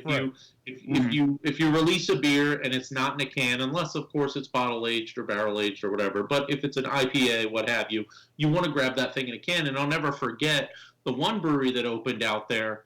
It joined in on the project literally the week they opened, and they said, yeah, this project is helping us out so much because it's essentially allowing us to have cans on day one, and we don't have a canning line. Mondays. We don't have the cash to bring a mobile canner in here. Like, this is allowing us to do that right away. So again, these projects aren't going to like turn around pandemic issues by any means, but it's just going to infuse quick cash into a situation where they don't have to put a lot of capital up. Like this PA Pride 2, I've already said it to the breweries that we're speaking with.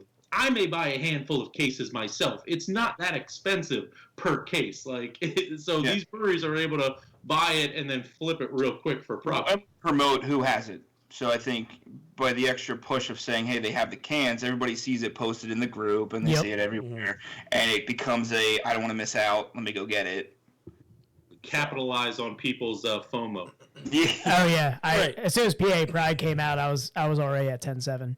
I grabbed it on my way. And it does help that these beers are relatively good beers. I mean, you're always going to have your dud every once in a while, but I personally, and I'm probably biased, but I thought PA Pride turned out really good. I thought it was very good. Deer Creek malt, the malt character on that with Deer Creek, that was delicious. Deer Creek, that was a Deer Creek recipe. They were behind that. That's actually a beer. I think that's essentially a beer that they already have in their lineup. They just tweaked it a little bit.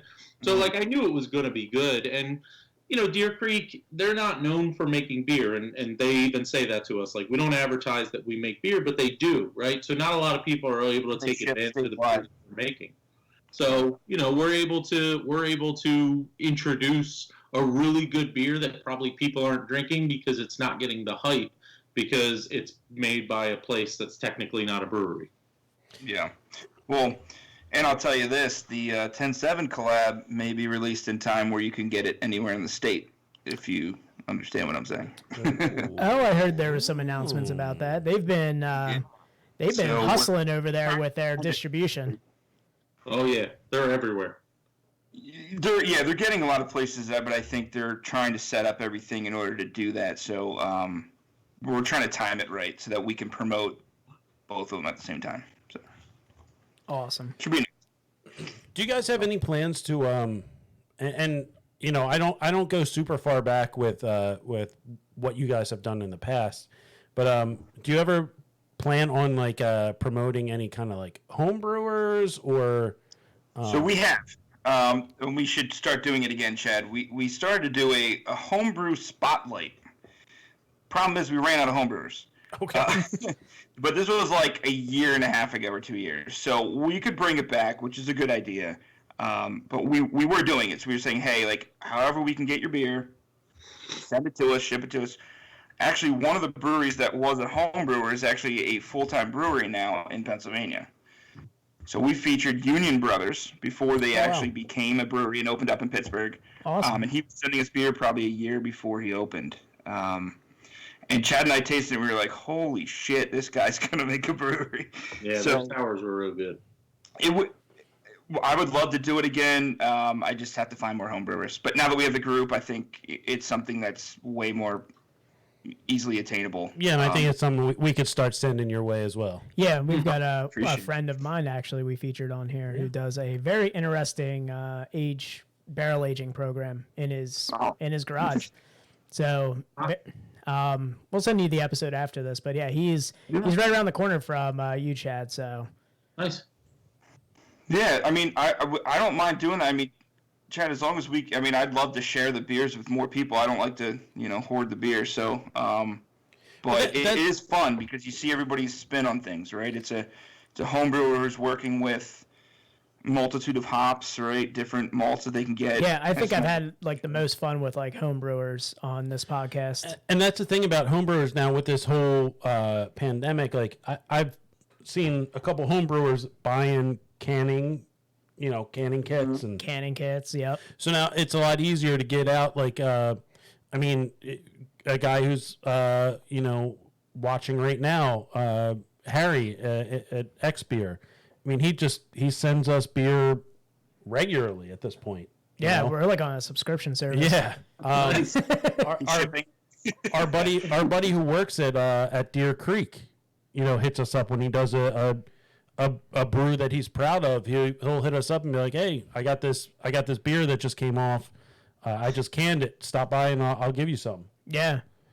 I mean, some homebrew setups are pretty impressive. Like I've seen some homebrew setups that are actually more impressive than some commercial brewery setups. So, I mean, you do it right. And as far as like you talk about featuring homebrewers, Matt, covered a lot of good stuff as far as the site goes.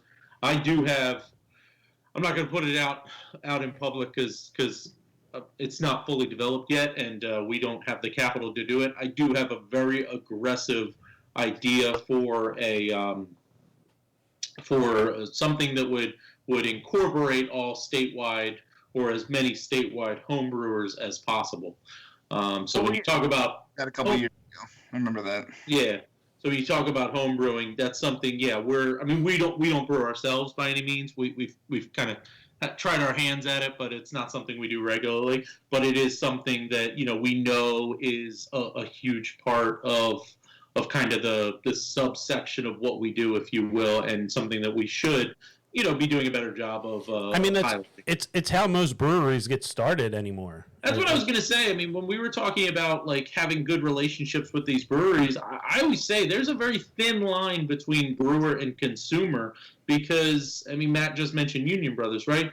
9 times out of 10, these breweries that open were home brewing. for that long time, right? They were no different than another home brewer. It's just they took the risk, got the capital, and went out there. So it's not like another industry where you had to necessarily work your way up 30 years in a corporate setting to get where you're at, and the people outside of that can't relate to that story. Whereas these brewers are, I can relate to you homebrewing because that was me 6 months ago before I started my brewery. Right. Yeah. Just look at 10-7. The two owners were home brewing, and their head brewer was dog sitting for them.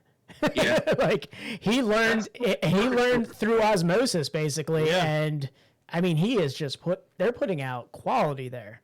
Those guys are great. At Beer Fest, Chad, like 3 years ago, maybe. Yeah, right before they opened, I'll never forget having them at a beer fest, and honestly, well, they won best brewery at either Pottstown or Phoenixville. I forget which one. I think it was Pottstown.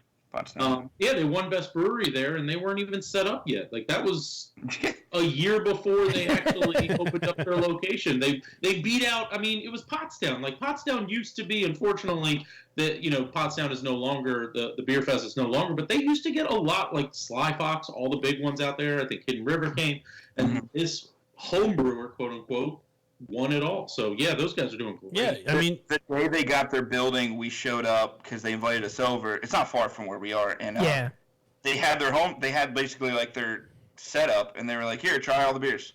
And we're this empty shell of a warehouse, and we're it was a good day because try all the beers, help us hang all these doors. Yeah. I feel like a lot of the brewers that we talked to, like Ethan at Stickman started out as a home brewer in college and moved to. He learned through, he started apprenticing and then brewing and then Will for a little while. He started out in Pittsburgh. He started brewing and then he got a job at Hofbrauhaus and I think Church Brew Works he worked at. Yeah, he was he did like the German beer kind of circle there. And then you have like Ryan from Warwick, who was a minor league baseball player and that blew our minds, I guess, on that episode. Yeah. We were kind of like stunned at that, and he was like, "Oh, it was like record scratch." We were like, "Whoa!" Yeah, let's get back. He's like, "Oh yeah, I was in the Angels organization," and we're like, "What?" Same time as Mike Trout. Yeah, and then he was like, he stopped playing baseball, and he was home brewing, and his wife was like, "This is good." Well, he worked at Keystone Homebrew for a very long time, which is another. It's another like mecca for a lot of rising stars. Yeah, you have like Hannah at Naked, which John Stumler from Free Will. Yeah, we can't say enough. Like, go try Naked's beers; they're fucking awesome. Yeah, just make sure you go around the back of the building when you're looking for them. Yeah. When she took over, I went and visited and with my girlfriend, and we had a good time. She had a lot of beers that she had just made, and we bought some cans, and she's doing some good stuff. So excited. And the styles, she's making a variety, which is nice. Yes, definitely. Dark stouts, saisons, everything. Yeah, she did a fantastic. And I'm not a huge fruited sour fan, but she did a great fruited sour that I didn't have to drink with a spoon, which was awesome. With lactose, and I watched this guy enjoy it. My jaw dropped. Yeah, using fresh mango, not mango. This craft beer curmudgeon right here. I watched his heart grow three sizes in that episode. His heart grew 3 sizes. Yeah, and I didn't have to cuvee it with anything. It was great. Yeah, but you didn't have to strain it before you pour it into your glass. No, I did not. Hopefully, speaking of things that are, trends that are going in 2021, hopefully that is one that goes away. I'm seeing lactose free from places that are known for their toasts. Well, I don't think the toast is the problem. I think it's the, hey, we're packaging a V8 Splash and calling it a beer. Yeah. That might blow up if you don't keep it cold. Yes. Yeah. Does not travel well. To be fair,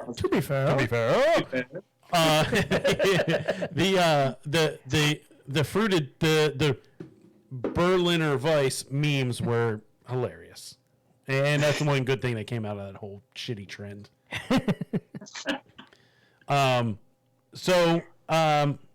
What breweries are you guys excited about in 2021? Like for us, like, Personally, you know, personal? what have you? I mean, you guys have, like I said, you have the finger on the pulse of PA craft. You know, is there, breweries that kind of just started in 2020, the up and coming? You know, there isn't a lot of hype around them yet. A rising star that you wore on your hat that should have got more votes during the readers poll. So I'll give you. Might be building a tap room that's going to be pretty awesome. So Warwick is obviously, I think, going to dominate 2021. I can't when wait. When the tap room opens, it's going to be a destination brewery for sure. Totally. There's a bunch out in Pittsburgh I'm kind of excited to go visit. Trace Brewing, which just opened up with cans. Necromancer, which we just posted an article about today. Yeah, I saw that. I saw that when I saw Pittsburgh. I was like, God damn it. Yeah, every time I see a name of a brewery and I'm like, wow, that looks really cool, and I see Pittsburgh, I go, God damn it. I've got to plan a trip. I mean, that's what we do, and so they're exciting because they're going to make everything. They're going to make your hype. They're going to make the stuff you know, and then they're making something that they call a resurrection style, where they're bringing back old styles that people don't know about. So they made one called a Kentucky Common, which I don't know if you saw that, Chad, which nobody knew about. So everybody had to try, right? So they want to resurrect these old styles that nobody makes anymore. That's awesome. Yeah. That's like what Ethan did with Stickman did with the pre-prohibition lager. Mm-hmm. Oh yeah, that was a delicious beer. So they've done their research. They have a bunch of them up their sleeve, and they're basically saying we want to be the spot where people who drink clear beer and macro beer, as well as people who drink hazy IPAs, converge and then can meet in this resurrection style, and then drink whatever they want. Why do they have to be in Pittsburgh? I know. So then the last one I'll say is I'm excited to get to Union Brothers. It's been a couple years. He opened during the pandemic. We couldn't visit, and he's been texting me like crazy. So his canning line got held up, Chad. He was supposed to send us beers, and he was all pissed because his canning line got held up. So those are my four. I mean, for me, and not to sound like that guy, but like I'm excited for there's a large number of breweries that are opening. There is a large number of breweries that are opening just can release only. Simple Days did it in East Greenville. Trace, who Matt just mentioned. Yeah, you go on our site. We cover grand openings. A lot are opening can release only, right? And they've told us we're not going to go to taproom sales until this pandemic is over. So what I'm excited for is the large number of breweries that are opening, and then just one day they're going to start selling taproom, and they're just going to have that taproom experience. But they're going to probably have anywhere from 9 months to a year of commercial operation under their belt. So just to go from that transition is going to be really cool to watch them do that. I also think you're going to get a generation of brewers and business owners that are like, I survived this pandemic. I opened where I could literally only do can releases.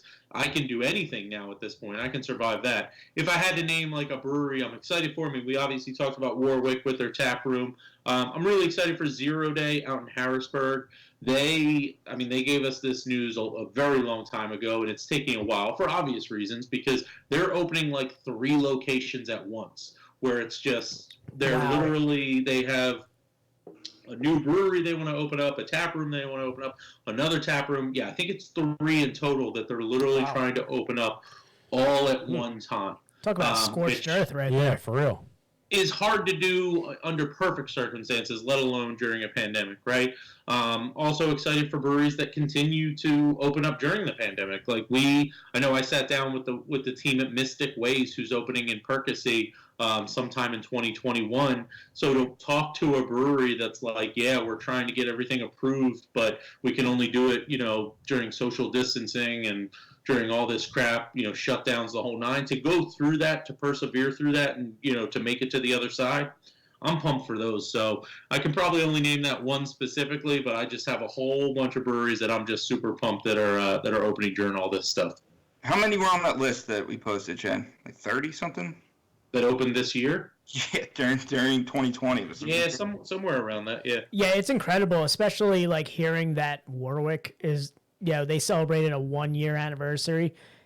Yep. Like they brew beer where I thought they've been around forever. Yeah. Like when they said they're like, we're coming on our 1 year, we were like, what? Yeah. You mean you guys haven't been here the whole time? Yeah, that was crazy.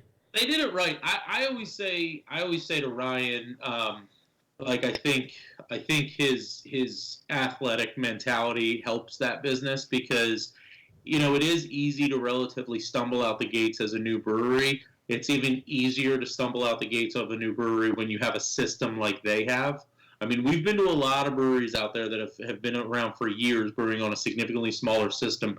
It is not easy to brew on a big system. Not to say they have the largest system in the world by any means, but their system's pretty large for somebody who just jumped from home brewing to what he's doing now. And just packed into a small space, too, which is impressive. I do think it's that professional athlete mentality of him where he's not going to fail and he's not going to let himself fail. Competitive. And I think that's really helped them out a lot. And I think they're a brewery that new breweries can look at and say, we don't necessarily have to struggle coming out the gates. We don't necessarily have to brew on a small system. I mean, obviously everyone's situation is different, so I'm not going to say like you should be brewing on a big system from day one by any means because I know it takes capital and the whole nine. But you don't have to have a defeatist mentality about it, right? You can say, no, we're going to put out a damn good beer that people are going to appreciate and people are going to like from day one. Yeah, got to come out swinging. Yeah, for sure. Really do, especially in this market, right? It was easier to do. Yeah, one shot. Easier to do 5+ years ago because you were competing with shelf distributors and stuff like that where it's like, hey, come support local. We're the only local place in town. Now when it's like, well, no, I passed 5 breweries to get to you. You better have a good beer because if you don't, I'm just going to go 500 feet the other way. Like I would never open a brewery in Phoenix. Yeah, Phoenixville. I would never open a brewery in Phoenixville unless I was 150% proud of my product because you put out duds like I can walk to another brewery. Yeah. You essentially get one shot now. And it's hard for people to go back to try your beer when they've already had a bad experience because there's so many other options. Why would they go back? They had a bad experience. All right, I'm just going to try somewhere new. We've talked about before. It's like PA is the San Diego of the East Coast. We have craft beer saturation. Yeah, craft beer. Yeah. Like you can throw a stone and hit a craft brewery. So true. So true. We haven't seen the bubble burst though, and it just so what I've been saying, what Chad's been saying as well, is that as long as you make good beer, you're going to stick around. It's the people that are not worried about quality and the people that are not worried about the product they're putting out, they might end up closing. I mean, we've seen it firsthand. There have been businesses that opened strictly to take advantage of the boom, if you will, right? Somebody who opened because they thought craft beer was hot. This is a get-rich-quick scheme. You have the sticker that you took from my house? Yes, those ones specifically. Hold it up. It's in the other room, actually. I mean, hazes are easy to brew. That's what everyone likes. Puree beers are easy to brew. That's what everyone likes. They're trying to make money. They don't care about the beer. That's right. Terrible. It's not a lasting thing. It's like it's almost like the stock market. They're it's like penny stocks. Yeah, they're playing pretty much. Yeah, they're playing. Sorry. They're playing the rise right now. Yeah, you're just trying to catch a high. You're just trying to catch that high and run with it. And let's face it, especially now, times are tough. Like things are getting tight. Money's not where it should be. So if you're not able to survive all that, well, this might not be what's for you. Yeah. No, completely. I was hoping Matt was gonna start rapping like Eminem when he was like, "You only get one shot." You only get one shot. I was like, "Oh, is he gonna do it? One opportunity. Is he gonna do it? Mom spaghetti." Mosaic. Go grab that sticker real quick and hold it up. I mean, you just say it. It's salmon pants. Salmon pants. What the fuck? Where is McCall pants? Brewing is now, McCall Collective. Yeah. Oh yeah, salmon pants. They got salmon pants up there. Yeah, they know exactly what they were. Salmon Pants was a brewery, and not to talk out of turn, but they were a brewery that was trying to capitalize on a hot industry, and it just didn't work out for them. It went once, and I regret it kind of. Yeah, I mean they didn't. At the end of the day, look, they didn't do anything terrible to the industry, but this isn't a money grab industry. It's an industry where people. Really, it's a very judgmental industry. Oh God, yeah. Especially your breweries.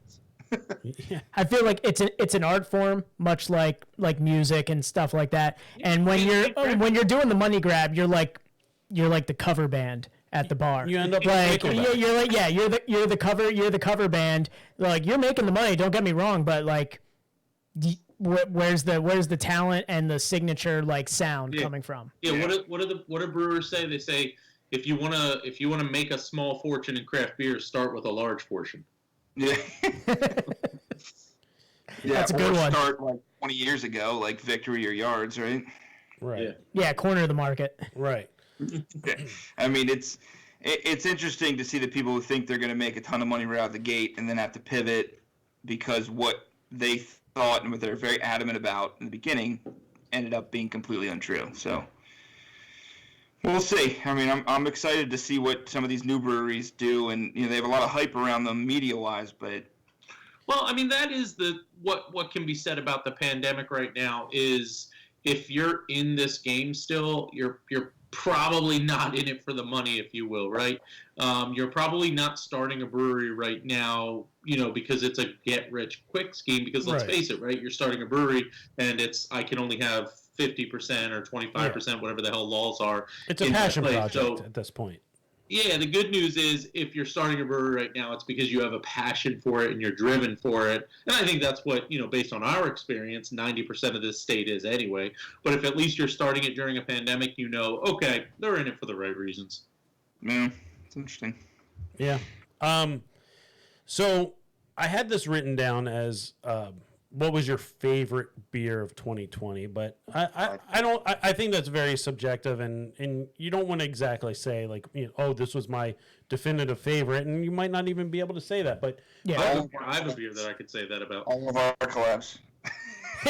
All of the Breweries and BA collabs. That one.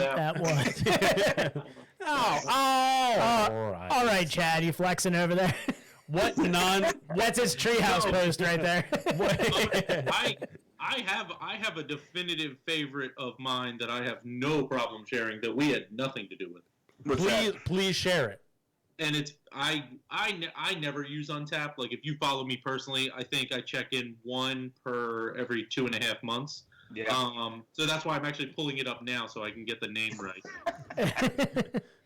It was Mosaic Nectaron by Stick City Brewing out in Butler, Pittsburgh, PA. Yeah. I don't know if you can see that. Gave that the full 5. Oh, look at that! Wow. And is that a Breweries and PA glass too? Is that where you can go on breweriesinpa.com and order a glass that just came out today? Yeah, or you can just look fondly at it. That went the full 5 on that. That was easily my favorite beer 2020. But I also I'm like a fanboy for Stick City. The dude's awesome. The whole family that runs it awesome. But they're making really good beer. But that was hands down one of the greatest beers I've ever had in my life. What about you, Matt? Don't make me choose. Yeah, I mean, the thing about Matt is he's not a big fan of choosing a favorite. But you don't have to choose what's one that stuck with you? Like when you say like 2020 beer, what's one that stuck with you? I'm looking through my Untappd now. Like I have one in mind.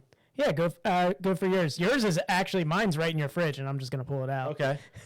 Mine, the one that stuck with me, and I don't necessarily know that it was my favorite, like, because we had a lot.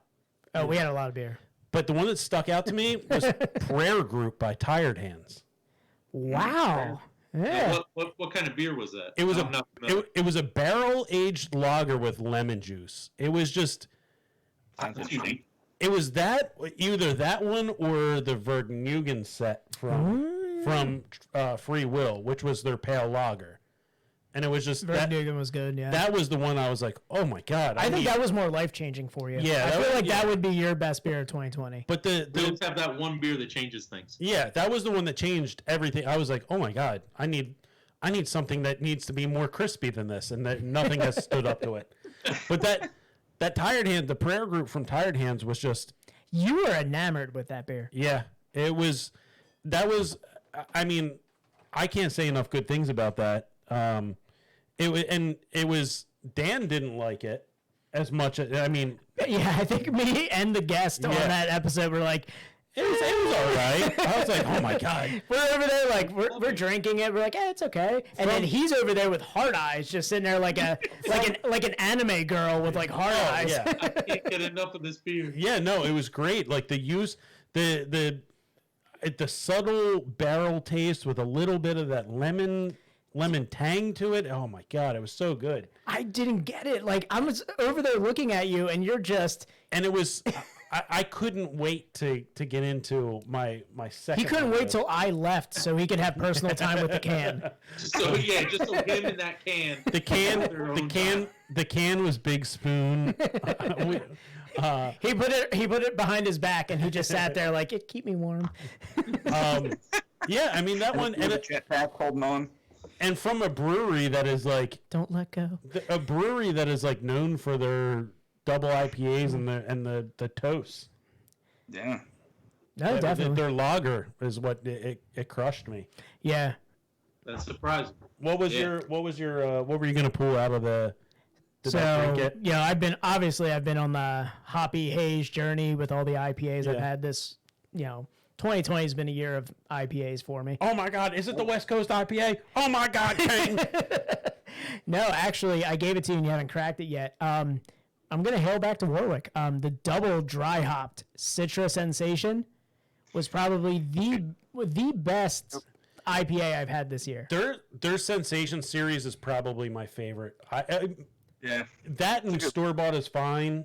I mean, I've given it to a couple people, and like I bought it. I got a lot of it. We started out with the Mosaic Sensation. Yes. And that was, we were like, holy shit, what are these guys doing over When they there? double dry hopped the Citrus Sensation for the first time, oh, it was delicious. Did you have the Expression series from them? Yeah, I had the double dry hopped expressions too. I had the regular expressions. Yeah. Actually, no, you had the double dry hop. I had the double dry hop? Okay. Yeah, that's when we were up there. Yeah, we grabbed that on our way out. That one was a killer too. So I came up with a couple. I'll give you a couple. How about that? All right, I got a list. Run tapped here. Think of all the breweries that are going to be mad at you if you don't. So only one of them is one of them. I bet one of them's New Trail. Just poking the bear. Yeah. Oh yeah, that's a long running joke I have with him. Post this to the group too, Chad. Don't worry about it. I'm already getting it ready. I'm posting it right now. Don't worry, Chad. I'll clip it. A brewery that we're going to be collabing with soon, Second Sin. A beer called Look to the Cookie, which was a really good stout. I think it was like 10% or something like that. Chad, did you get one? Did I give you any? No. I saw that. I saw you checked in it, I think, or you at least had it. White cookie beer. It was so good. I would drink it strictly for the Seinfeld reference. Right? Look to the cookie lane. I mean, here, I can show you the picture. Hold on. If you can see that. Yes, the black and white cookie. Yes. That was like the time that when I lived in New York, it was like all I wanted was anytime I saw a black and white cookie in a window, I was like, well, I'm going to go in there and get a black and white cookie. I'm gonna get them. All the beers Looks like I'm having me a black and white cookie. Yeah. Seinfeld and Simpson references are their beers. So I'm going to have to say our caramel chocolate cookie sharing size, Chad, was one of my favorites. I still regret that I did not get any sharing size this year. Yeah. Not to toot your own horn or anything. I mean, we're obviously on messed up. bias, but those are some of the best beers. 10%, you would never know it. Yeah, dropped there during a time where I couldn't get up there to get it, and I was so disappointed in myself. And then next year we might be doing fun size in addition to sharing size. Ooh. Those might be a little bit more hefty. I think 15% they wanted to do them at, so that's a little crazy. But you do them in bombers. Do it right. a brewery outside of Pittsburgh called 4 Points. made a beer called 400, which was, I guess, their 400th beer, and they did a double dry hop double version of it, which was amazing. Double 400 was good. Oh, you guys mentioned Pittsburgh again. Real original. Real original. Why don't you guys just move out there? Yeah, why don't we do? They give us a hard time for being too East Coast centric. Yeah, well, It's crazy. I don't know. I picked a Warwick one too. Our Hazelvania Hunters is one of my favorites. So yeah, the Galaxy in that one, phenomenal. And it's crazy. And at that alcohol content too, like it's only like I think I had this conversation with you on Instagram. Only being at like 6%, I'm like, this is a great beer. Yeah, so I think we might be bringing it back because it sold so well. It sold out in like 2 days. So Ryan was like, dude, we got to do this again. So we might be bringing that one back plus another one. So we have to figure it out. But the double dry hopped was definitely the way to go. Yeah, I seem to like that beer though.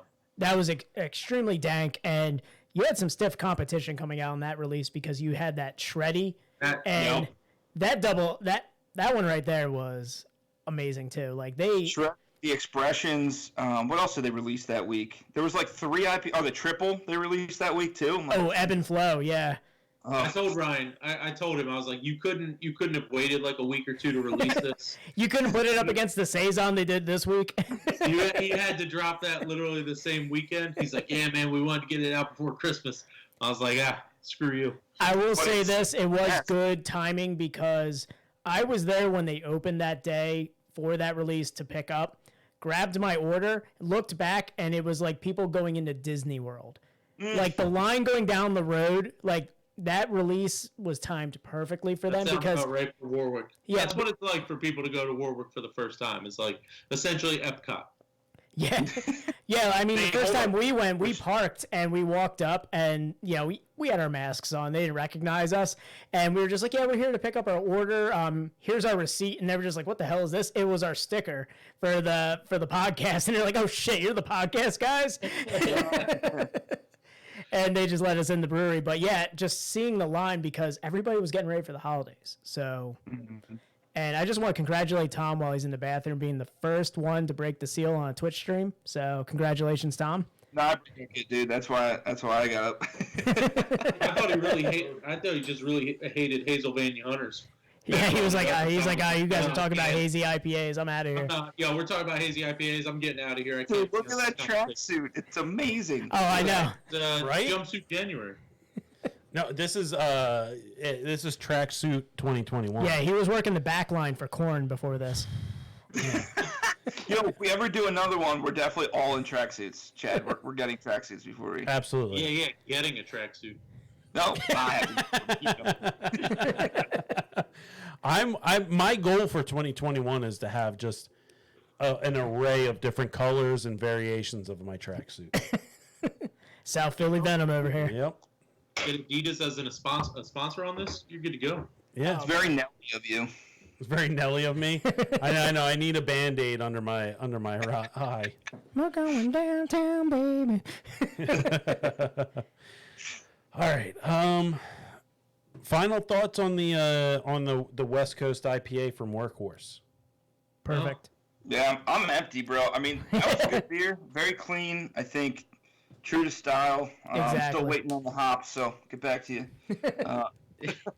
Yeah, I posted it. I posted the Workhorse, the West Coast one was at least 3 weeks ago at this point, and I mean that beer was just as good then as it is now. Like it's just again what we've said about Workhorse, right? They just make beer that's approachable, really easy to drink, and the styles just I don't know, they don't fade by any means. Yep, I like what it says right here. It says "Made Right" right on their logo. So, yeah, I mean the slogan on their can it just says. Where did I see it? Our mission, simply put, is to make sure your beer is made right. We take no nonsense approach to classic beer styles that are broadly appealing and consistently delicious. Which fucking nailed it in a nutshell. Yeah. If you could beat Nate, I would suggest doing so. He's a wealth of knowledge. Always busy, but a good guy to learn and see his history. So we'll talk to you after the episode. Yeah. Yeah. And with that, I think we're gonna wrap up our first stream is done. This is yeah episode 1, season 2. Yep. Success. Yeah. Brewers in PA, Matt and Chad. Thank you guys for coming on. Yeah, thanks for having us. Yeah, we appreciate you taking the time out from your busy Facebook group moderating schedules. Yeah, from your busy new trail posting schedules to come on the podcast and talk to us. I mean, so there's so many posts that we're able to sneak in during this time without us monitoring it. It's just, I'm not looking forward to seeing it. There's a lot of angry, probably DMs waiting for us, but we'll be all right. If Why is this post still up? people from Pittsburgh saying you post about Philadelphia too much. People from Philadelphia saying you post from Pittsburgh too much. I mean, it's a whole to do. You've summed up our existence pretty well right there. All right. Well, that wraps up episode 1 of season 2. I think that was a success. I was looking at our the users in the chat. I mean, we had a pretty good amount of people watching. Yeah. It's been a good time. Yeah. So if you guys are just a podcast only, audio only listener, feel free to join us on the Twitch. As we showed here, if you guys ask questions, we will relay them to our guests. Exclusive tracksuit content. Yeah, exclusive tracksuit content. 100% suit. You can join us on Onlysuits.com. I'm going to start that one. I'm getting in on the ground floor of onlytracksuits.com. It's just me in tracksuits and my feet. Making money. It's going to be an Instagram for you. It's an Instagram handle. I'm going to start. It's just me in a tracksuit, and I'm pouring Berliner Weisses over my feet. Track_toes. Yeah. You know how much money is in that? Yeah. Yeah. Oh yeah, we've talked about it on the podcast. Don't worry. Eat it up, neckbeards. I'm looking forward to grabbing some beers with you guys in person, man. It's 2021 is our year. Yep. Everybody's gonna get the shot, and we're gonna enjoy some beer. And then we're all gonna turn into zombies. So I'm gonna give Matt a big old bear hug and then hand him a up-to-date MacBook Pro. He needs that. All right, so join us on our Twitch. It's twitch.tv/bestbestfriendspodcast. Yeah, I mean, for the first couple episodes, we're gonna, it's gonna be a free for all if you want to watch us. Yeah, come on. Ask questions in the group chat. We're monitoring the whole time. Yeah, we're giving or at least trying. I just want to say thanks to everybody who asked questions in the feed, and who are still watching. People, I'm surprised that we have a lot of followers on Instagram, but seeing them on the chat was awesome. Yeah, it's awesome. We're giving you guys a chance to be a part of the podcast, to join in. I mean, it's a podcast about craft beer. So we want you guys to be able to ask the questions that we forget to ask for or don't prep for. To our guests, follow our guest Instagram at Breweries in PA, and then check out their website. Be the 1,000,001th follower, or look at the website, whatever. It's www.breweriesinpa.com. If you're in PA, if you're not in PA, if you want to know about PA beer, that's the place to go. Your Facebook's also at Breweries in PA, right? Breweries in PA on all social channels. Yeah. Instagram, Awesome. Twitter, Facebook. All right. And for us, guys, for our... You know why I'm pointing at you? You know why I'm finger gunning at you? I think... I don't really know. I'm just waiting for the drops, man. Okay. Subscribe, rate, and review. Reviews will help us make this show better. Did we ever get any reviews for that contest we did in December? Guess what? That's sad. Guess what? You missed out on free beer. Guess what, guys? Continuing into January. Oh! Yeah, we're extending it out.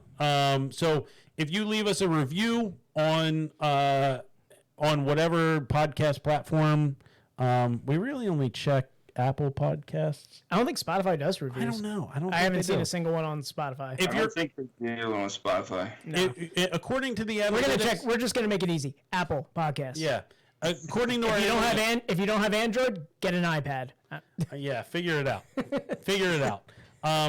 If according to the analytics, 50% of our listeners are on Apple, so half of you are eligible to win this. Give us a review. It does bad, good. Just be creative about it. Just give us 5 stars. Give us a review. The most creative or / funny. Yeah, the one. Like I want a solid belly laugh when I read it on this podcast. We will send you free beer. We did this in December during the holidays. Nobody wanted free beer. Nobody wanted free beer. We got a fridge of shit over here. If you're not in PA, guys, if I know you might not be in PA, but fuck you, Tom Wolf. I'll send you a beer across state lines. I'll be like, there you go. There it is. We've never sent beer across state lines, have we? Never. Wink. I'll drive it out to Texarkana. Come on, these guys are trying to get some grants here. we can't ruin it for them. Write a review, you get free beer. I mean, it's just as simple as that. Why would you not review the beer podcast? I think it was the only thing that made me cry over the holidays. Is nobody. So, and then also, tell your friends about the podcast. Just that simple. You like the podcast? You think your friends will like it? Tell them about it. If you're my friend and you watch this podcast, tell friends that I don't know about this podcast. There you go. Friends helping friends. People helping people. And if you liked our episode with Matt and Chad, Breweries in PA, we have a full catalog online that you can go back and listen to where we talk to brewers, brewery owners. We have 0 paywalls. We want you to listen to everything. Go back and listen to it. Come on. And we have a great lineup coming up, such as Matt Farber next week with Brew Sciences, baby. Yeah, he cultivated the Philly sour yeast. Philly sour. Baby, we got him coming on. We got Levante, baby. Yeah, we got Levante. That'll be good. My boy Jim Adams, huh? Yep, we got Attic Brewing coming on. Nice. And we're wrapping up the month with a new brewery. A new brewery. Oh yeah, I can't wait for this one. Yeah, we're doing Hares Hill Brewing. Oh man. They're in Tony Joe's now. Yep. Yeah. Just moved into Tony Joe's. We had their Westie. Delicious West Coast IPA. They are they're very close to us. So we're very excited about that. They're Can't wait. A newer brewery. Love to promote it. You love to see it. Yep. That's what we got coming up for the rest of the month. We got some great stuff in the works. We might be going out and seeing Ryan from Warwick. I don't know. We might set up a couple microphones in there. Yeah, we might. I don't know. We'll figure something out. Crazy. Figure it out. We might get crazy. We might talk to people in the Facebook group and maybe be able to get New Trail on. Yeah, who knows? Yeah, we have Wawa beers sitting in the fridge. Maybe 2SP will call us. Waiting for 2SP to call back. Yeah, we're just waiting for that call back. Yeah. We got a bunch of Wawa beer. I haven't even tasted it yet. I tasted that Sheets beer. It sucked. Which one was it? The donut one? Yeah, the donut one.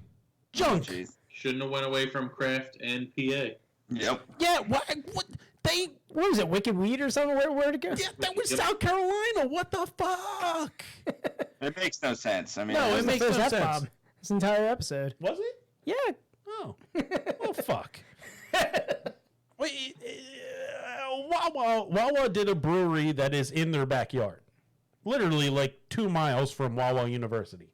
Can't get much closer. No. And I have a 4-pack and I have 2 bottles. And I've just been sitting on them, waiting for 2SP. We're waiting on you. Return our phone call. Yeah. Come on. Return our phone call. All right. Dan, give us our plugs. All right. So if you want to follow us on all social media, we make it real easy for you. Instagram and Facebook is at Best Best Friends Pod. That's Best Best Friends POD. Oh man, every time it's just great. I know. Sonny's out there smiling somewhere. I know. Hey, Sammy Sosa to. There you go. Hey, if you're listening to the podcast and you want to email us suggestions, we do have an email address as well. Send us emails about beers to feature, breweries to feature. Hey, if you want to be on the podcast and you have something interesting about craft beer to talk about, I'm just going to let him build this up here right now. Email us. It's bestbestfriendspod@gmail.com. That's bestbestfriendspod, P-O-D. Ooh, ending on a ballad. All right, I like it. Yeah. Awesome. If you have guests that you want us to have on, email us at that email address. This has been a lot of fun time. Yeah, guys. I mean, we've had you on before, so you know you're friends of the podcast. It's no secret. Yeah, I can't thank you guys enough. Yeah. I mean, you helped us a lot in 2020, especially getting connections. Yeah, to man, talk to people. You know, I thought about that, and I was like, man, I'm going to bring this up early in the podcast. Completely forgot about it. Yeah, instrumental in helping us Yeah. to talk to more breweries. So Yeah. can't thank you enough, guys. Matt and Chad were behind the scenes, integral. Integral. Integral. They were Antifa to us. Really getting The opinions of Best Friends podcast do not reflect. they were very integer to us. Getting a vast number of guests on our podcast. Happy to. Yeah. Yep. Got a couple more up our sleeves for you too, so don't worry. Oh, all right. I like it.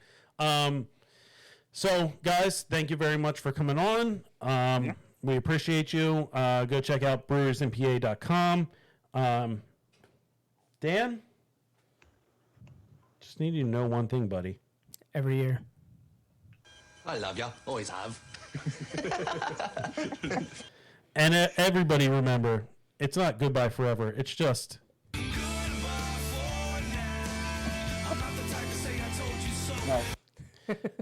And Nice. I know we're on season 2, but just because we change seasons doesn't mean you should ever forget that Jeffrey Epstein didn't kill himself. It was all because of the Clinton family. All right, everybody. Best Friends Podcast, episode 49. We out. See you. Nice. All right. All right, I'm breaking the seal now that we are done. Steal. All right. We can end that stream too. Yeah, I'm gonna